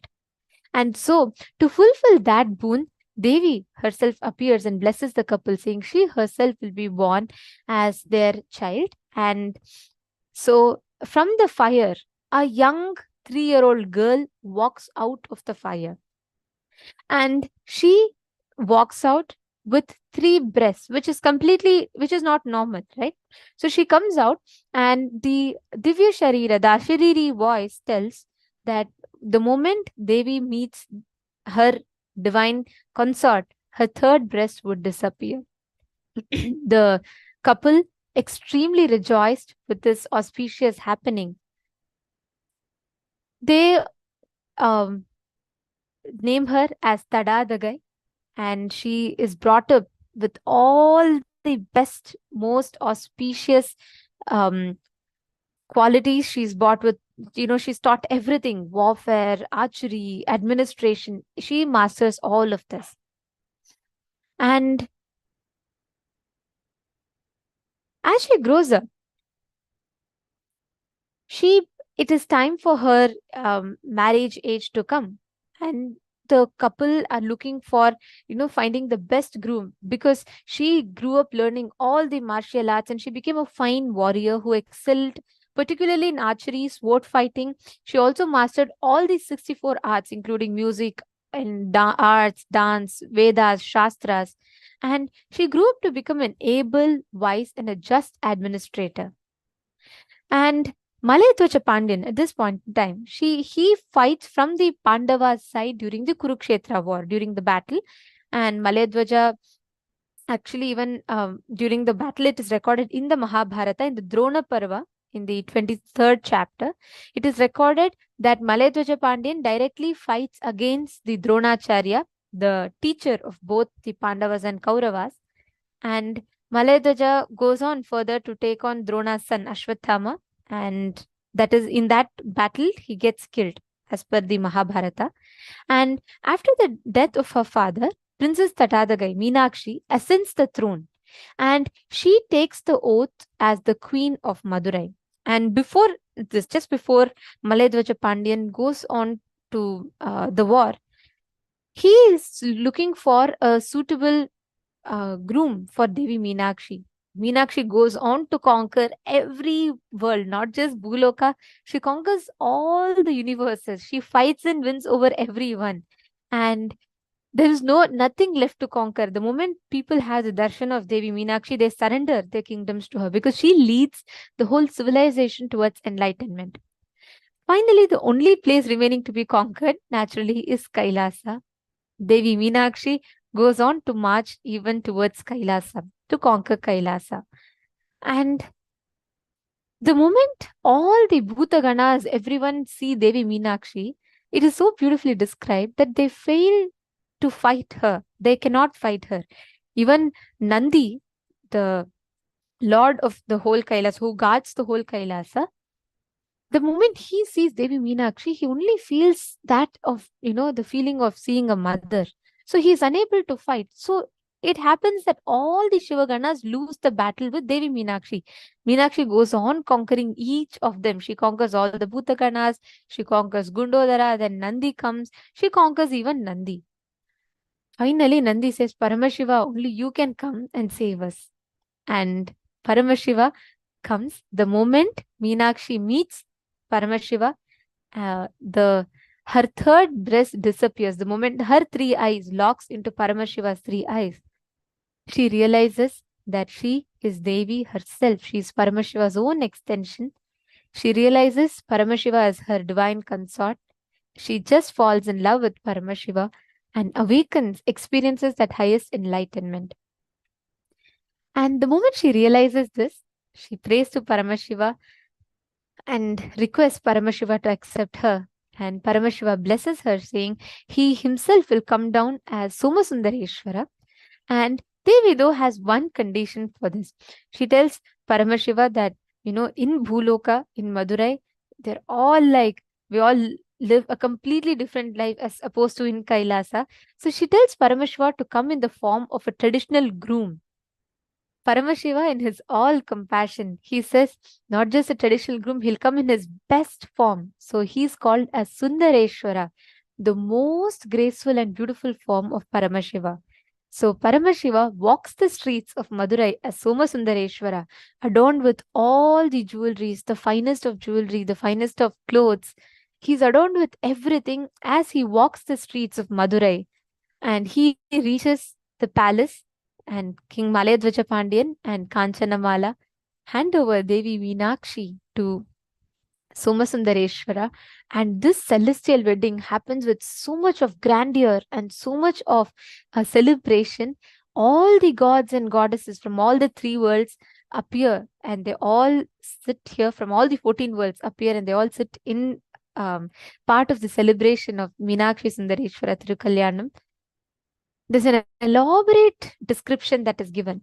So fast forward, after all these marriage and all these celebrations get over, Devi Meenakshi and Somasundareshwara are, Devi Meenakshi is handed over the kingdom. It is after this that her father, Malayadvaja Pandyan, passes away in the Mahabharata war when he fights against the Kauravas.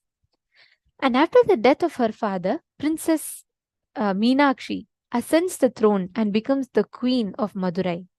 She takes the oath as the queen of Madurai, the Pandya king. And she takes the oath on the Manudharma Shastra.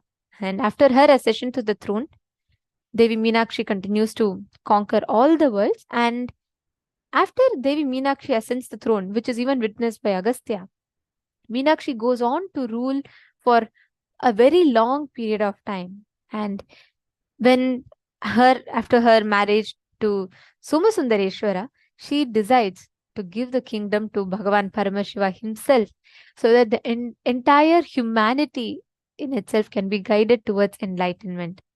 And she hands over the whole kingdom to Somasundareshwara. The whole coronation takes place. Today is the exact day, exact alignment of the stars, exact Hindu, as per the Hindu calendar. It is exactly on this day, around thousands of years before, that the coronation of Somasundareshwara takes place.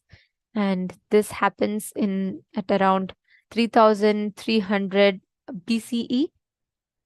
And it is on this day that Bhagavan Sundareshwara ascends the throne of Madurai. He sits in the Madurai Sarvagnya Pita, and he ascends the throne, starting to rule the entire kingdom of Madurai, guiding all of them into enlightenment, fostering a beautiful civilization that would walk on to become the golden age of the entire human civilization in itself. He ascends the Kailaso Nata Shyamala Pita Sarvagnya Pitam. Means Kailaso Nata means Kailasa Unnata, the best of Kailasas is the Madurai Kailasa. And Paramashiva ascends the throne as the king of Kailaso Nata Shyamala Pita Sarvagnya Pitam. Today, this very happening takes place, and the Madurai temple celebrates the coronation of Paramashiva.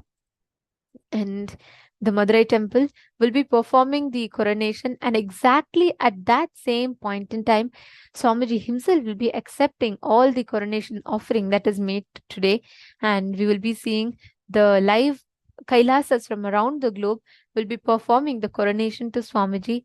Today, thousands of years later, Meenakshi and Sundareshwara themselves have descended in their embodied form as our beloved Swamiji, the Supreme Pontiff of Hinduism. And Swamiji will be accepting the coronation, which we're all about to witness very, very shortly.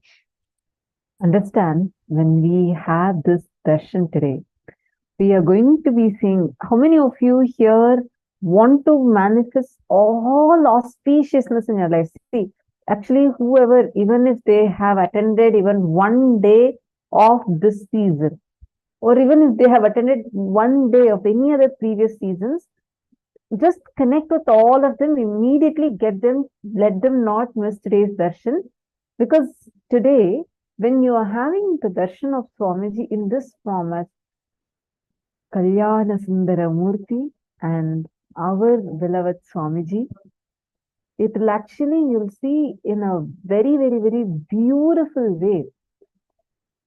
Swamiji will just shower all of them with so much of auspiciousness, mangalatva, and whatever they are wanting from life, everything will start manifesting. So you can invite all of them, immediately take a few minutes, and you all can go ahead and invite all your friends, whoever has attended even one day of the program. Go ahead and give them an invite.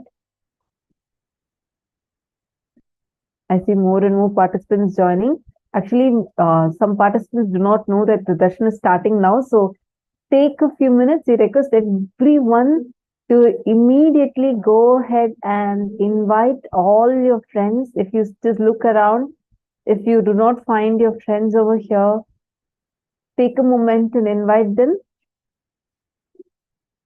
Ma'am Mohini Lata saying, Ma, today I want to do full day program. Wonderful. Yes, welcome. We are going to be having the full day program.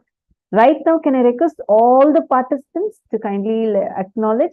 If you can take a quick few minutes and go ahead and invite the people, the participants that are not here with us today.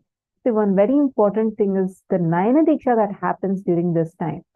See, this is not just Swamiji coming with that. See, Swamiji radiating this and blessing all of us is one. On the other hand, we are going to be having the cosmic alignment, and the Madurai temple will also be celebrating this festival. So it's a very, very, very grand happening. I request all of you to take a quick few minutes, invite everyone and let them not miss today. Okay, I already see some of you calling. Great. Now it's time we all get ready for the darshan.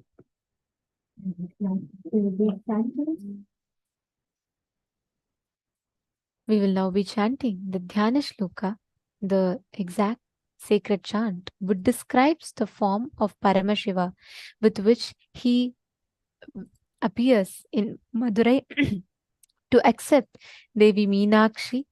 And we are all going to be now chanting the Dhyana Shloka, meditating on that form of Paramashiva.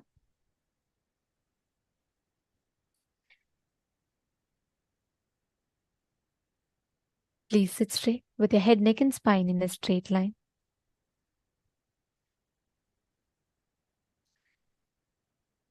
Sinduraparam trinetram yugabhuja sahitam harakeyurabhusham divyairvastrairvritangam varasamuchitalasad veshayuktam shubhangam Vande Kalyanamurtim Karatalakamale Devi Hastam Tathanam Haste Tankam Mrigam Chatatamavadharam Bhaddhagandendu Chudam. Now,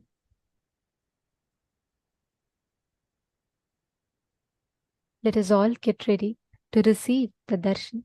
Please chant the Mahavakya. Let us get ready to witness the cosmic celebration of Meenakshi Sundareshwara Tirukalyanam. Please sit straight with your head, neck and spine in a straight line. Chant the Mahavakya. Om Nityananda Paramashivoham. Chant the Mahavakya. Paramashivoham.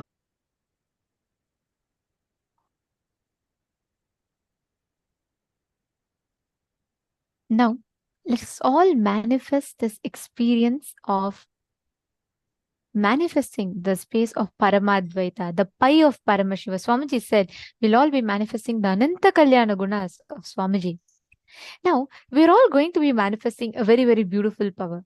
The power of Ashtamaha Shaktis, where you're going to be able to increase, decrease, alter anything as per your will.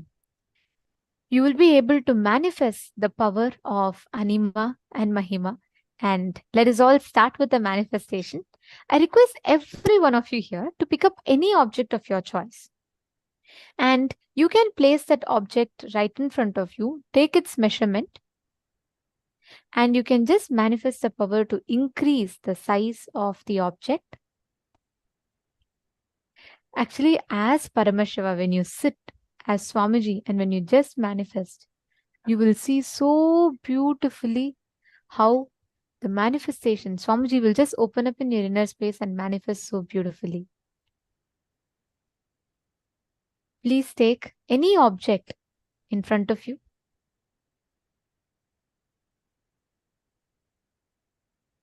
It can even be a ring, a bangle, a cap, or any object for that matter. And you can take its current measurement as it is. You can probably trace it, or even if you have a scale, you can measure it. And you're going to be as Paramashiva. When you sit as Swamiji, just breathe in into that matter. You will see actually it will physically expand through your third eye. Just give the command to that matter and you will see it will actually expand in its size. I request everyone to start with taking a before picture and measure the current height. From there, you can manifest and increase its height. Just sit and start the manifestation.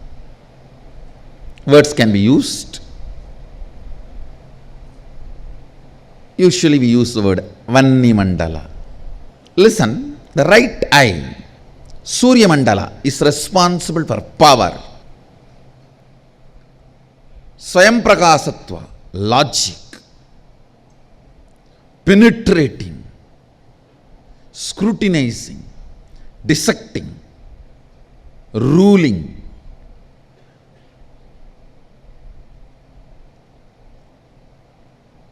All the aggressive and active tendencies, the Ananta Kalyana Guna, the thousands and thousands of auspicious qualities Sadashiva radiates, in that all the aggressive, active qualities radiates through the right eye, Surya Mandala. Love, compassion, making it happen, keeping it together, far life, pro-life. Those energies radiate through the Soma Mandala, the left eye. Understand? Romance, love, compassion, far life, keeping it together, making it happen, breaking all the obstacles. All those passive but foundational qualities for life in the Ananta Kalyana Gunas of Sadashiva, the foundational qualities for life, they manifest through the Soma Mandala, the left eye. Giving enlightenment happens, manifesting all the powers, initiation, liberation, all those activities are done through third eye. Kalabhairava and Veerabhadra have been manifested through the right eye. The powers of the right eye, the jata and nail. Subramanya manifested through the third eye. Ganesha manifested from the Soma Mandala. That is why he is remover of all the obstacles. He is always for life, pro-life. He always votes for life, pro-life.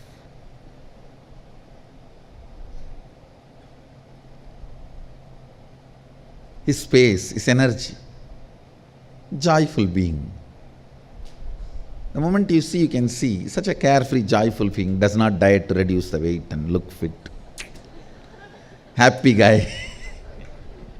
and the way he is and very blissful being who goes on radiating far life energy, pro-life energy.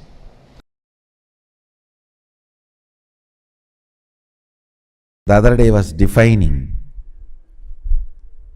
chastity. The achalatva, immovable component of consciousness. Consciousness has one quality of immovable, achalatva. That quality manifesting through your biomemory as naturally, understand, there are some qualities very comfortably, naturally you express.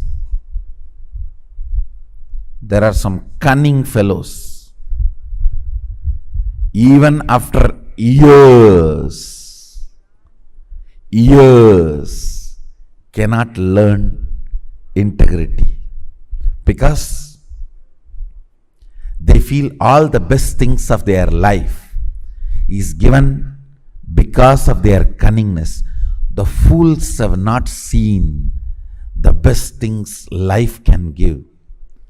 See, it is like a baby steals 2-3 cars, small toy cars from his elder brother, from his cousin sister, and keeps all that, and he thinks because of my stealing capacity, see what all I have. And the father, because of this fellow's stealing capacity, does not write any of his property in his will to the child. This fool will not know what he lost. He thinks, oh, these few things I collected is because of my cleverness of stealing. That's the best strategy. You see, because of this strategy, I have these cars. I secretly play around when nobody is there. See what I have. Fool. Out of your cunningness, what you got is not what was reserved for you by cosmos, what you deserved because of your cunningness. Understand?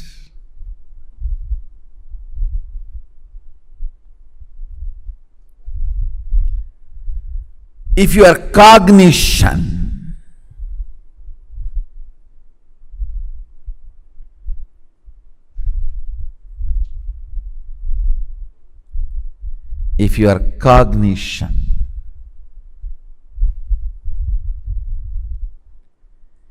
is comfortably flowing with the space of achalatva, I call that as chastity. Achalatva, dimension of consciousness manifesting through body and mind, is chastity.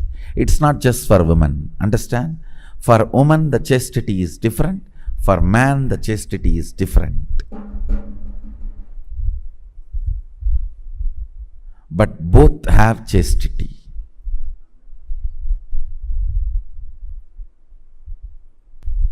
Now understand the fundamental definition of chastity.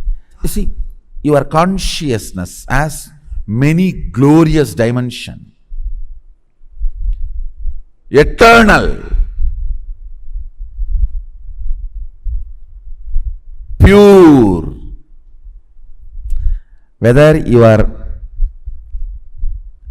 complete mirror or distorted mirror, sun cannot be touched by you. Sun cannot be touched by you. You can play with the reflection but not with the sun. Your consciousness, pure consciousness, has many good qualities. Eternity. It's eternal. Achalatva, stability. Pure. Self-effulgent. Always alive. So all these dimensions are living cognitions, gunas of your pure consciousness. In Bhakti traditions, the devotion traditions, we call it Ananta Kalyana Guna of Bhagavan, of Lord.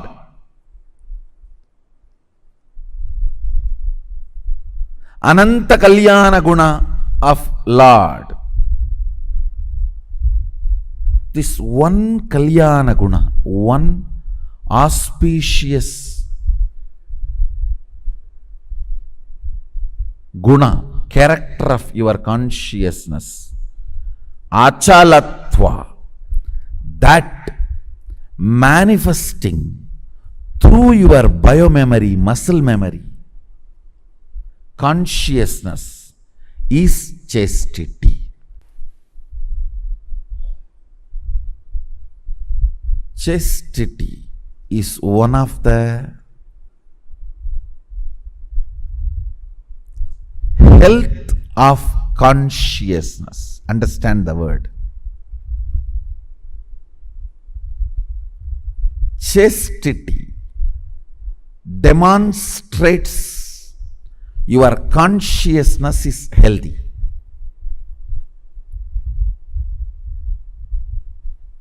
Like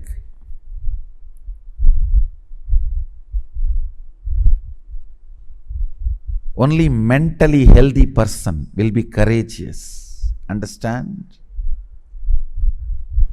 Sometimes the stupid decisions you take out of cowardness also may be appreciated by others as a bold step. No, that is not courage. Courageousness is health of consciousness. Same way, chastity comes when your consciousness is healthy. Integrity comes when your consciousness is healthy. Understand? The cunning,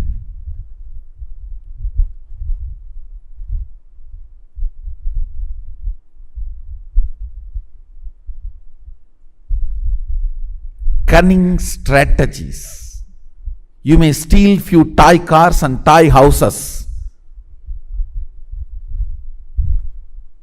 and keep it secretly, but you will miss what Sadashiva reserved for you. With integrity, you will get what he reserved for you. Understand? You deserve what he reserved. But if you think your strategy is more brilliant, then have that few stolen cars and houses you have.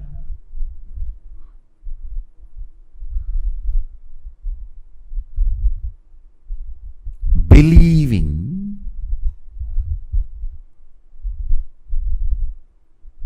non-integrity can pay better things in your life is the worst stupidity can enter into your system.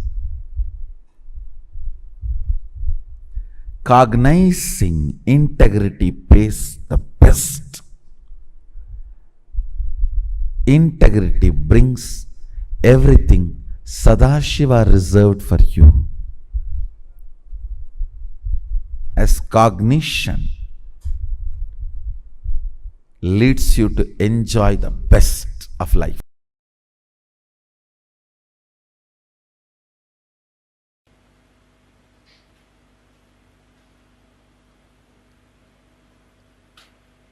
Mahadeva is uncomparable, unique energy and beyond ego, just a simple innocent being.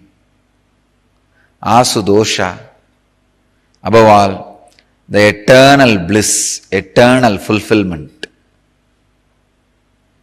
Remember the 7 qualities of Mahadeva. I have connected the 7 chakras qualities. Fantasyless being, being beyond fear, being beyond worries, being who goes on sharing, giving, being who is unique, being who is so simple, easily available, being in eternal fulfillment, Nityananda. Remember these great 7 qualities because Shiva is filled with Ananta Kalyana Guna, thousands and thousands of auspicious qualities. Shiva, who is radiating these 7 qualities, is inside you. Your own personality. Understand? Whatever idea you have about you, that personality carries these 7 qualities. So meditate, remember that personality can express the 7 qualities.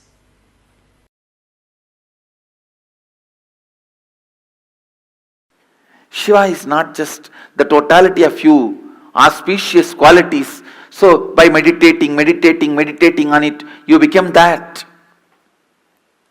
He is totality of auspicious qualities and consciousness. That is why when you invoke him, invite him, he occupies you and graces through you, radiates through you.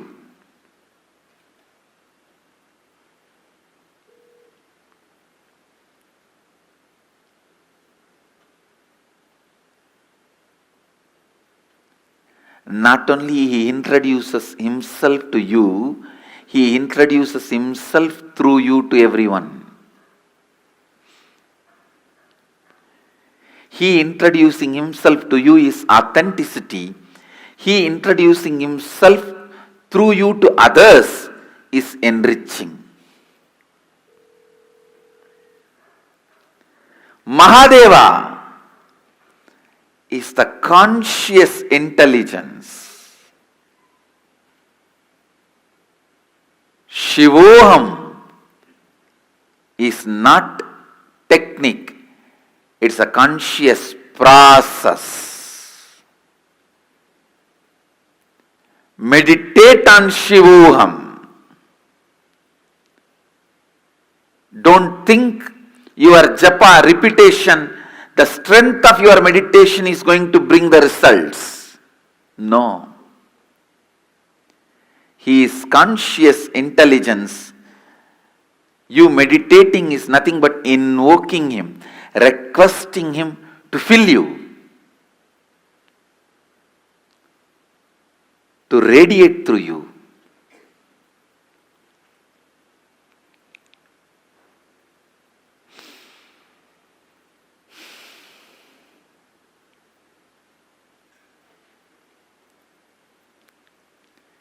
Mahadeva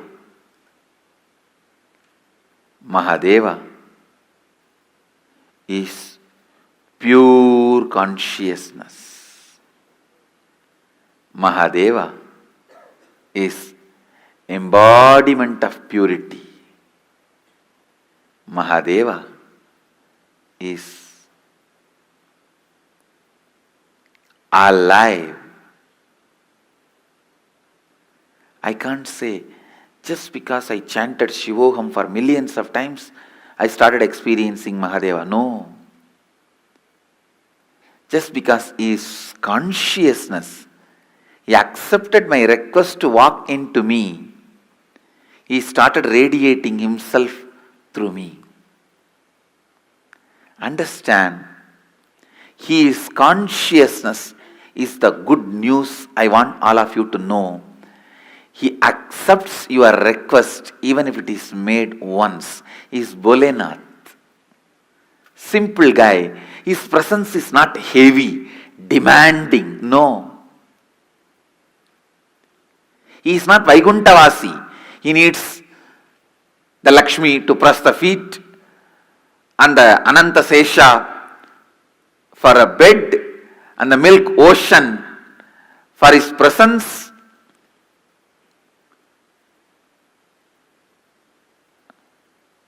And all the best things, Shamantaka, the greatest jewelry for wearing. No, I am not disrespecting Vishnu. All I am trying to tell you is, Mahadeva is Bholenath. Even if you are already depressed like a cremation ground, you are almost there, your whole mind is dull, dead, depressed cremation ground, even then he is happy to dance there. And all your thinking, feeling, everything is full of negativity like a ghost. Even then he is ready to have you as his companion. Understand, he is too simple and his presence is not that heavy. His presence is powerful but not heavy. Heavy means demanding.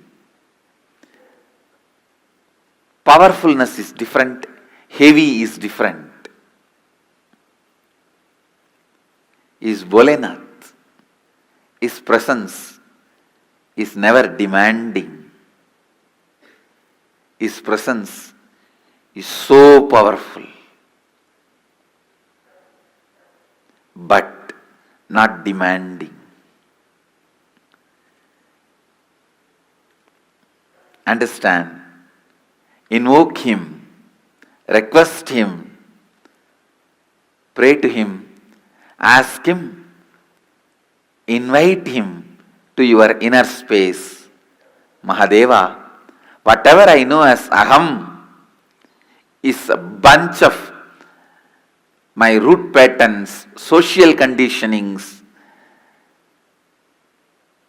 parental conditionings, layers and layers of patterns, samskaras, and the past life karmas. But this is not too big for you. You can burn all this, and this cannot be the reason why you are not happening through me. Can this stop you happening in me? I am completing this and surrendering at your feet. O Prabhu, happen in me. O Mahadeva, happen in whatever I feel as me. Let Aham become Shivoham. Let Aham become Shivoham. Invite Him. Invoke Him. Request Him. Understand, He is conscious, alive, present.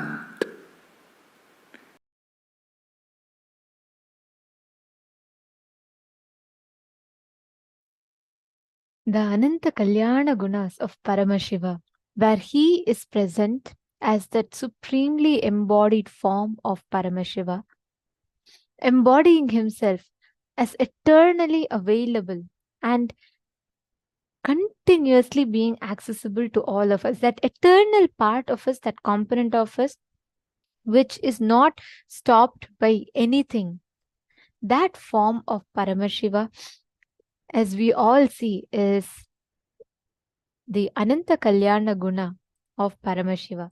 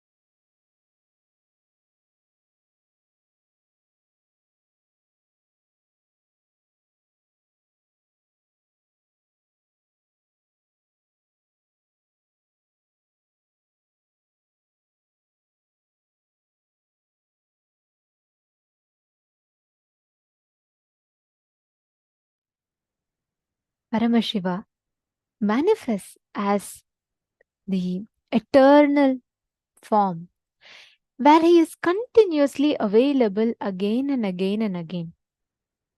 That is the Ananta Kalyana Guna of Paramashiva.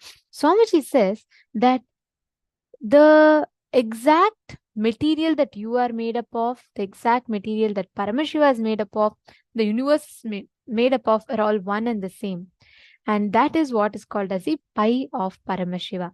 I request all of you to take a few minutes to please share with us and let us know what each of you understood as pi of Paramashiva. What did you understand as the essence, the principle of Paramashiva? Actually, you all should know. The moment you connect, you realize the exact same thing that the whole universe is functioning from. All of these fundamentally are connected through one thread to Paramashiva. That one thread, that one principle unit is the pi of Paramashiva. And that is what Swamiji so beautifully revealed to all of us right now in this session. When you connect to that component of Paramashiva, that I in us, the I in you, the I in him, all of this is the pi of Paramashiva. Akshaya Guna. Swamiji says the Akshaya Guna. Guna means the nature, character.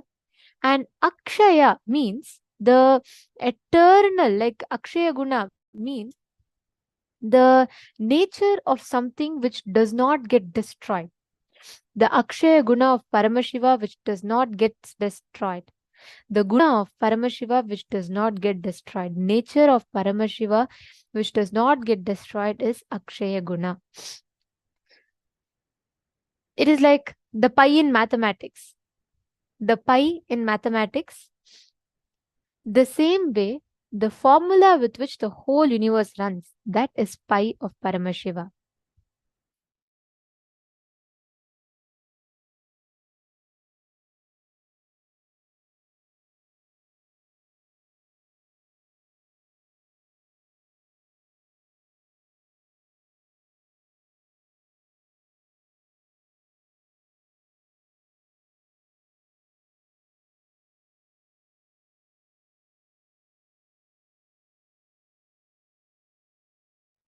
Are all of you understanding? It's such a beautiful principle that Swamiji has revealed. If you just catch the pi of Paramashiva, something in you, that same component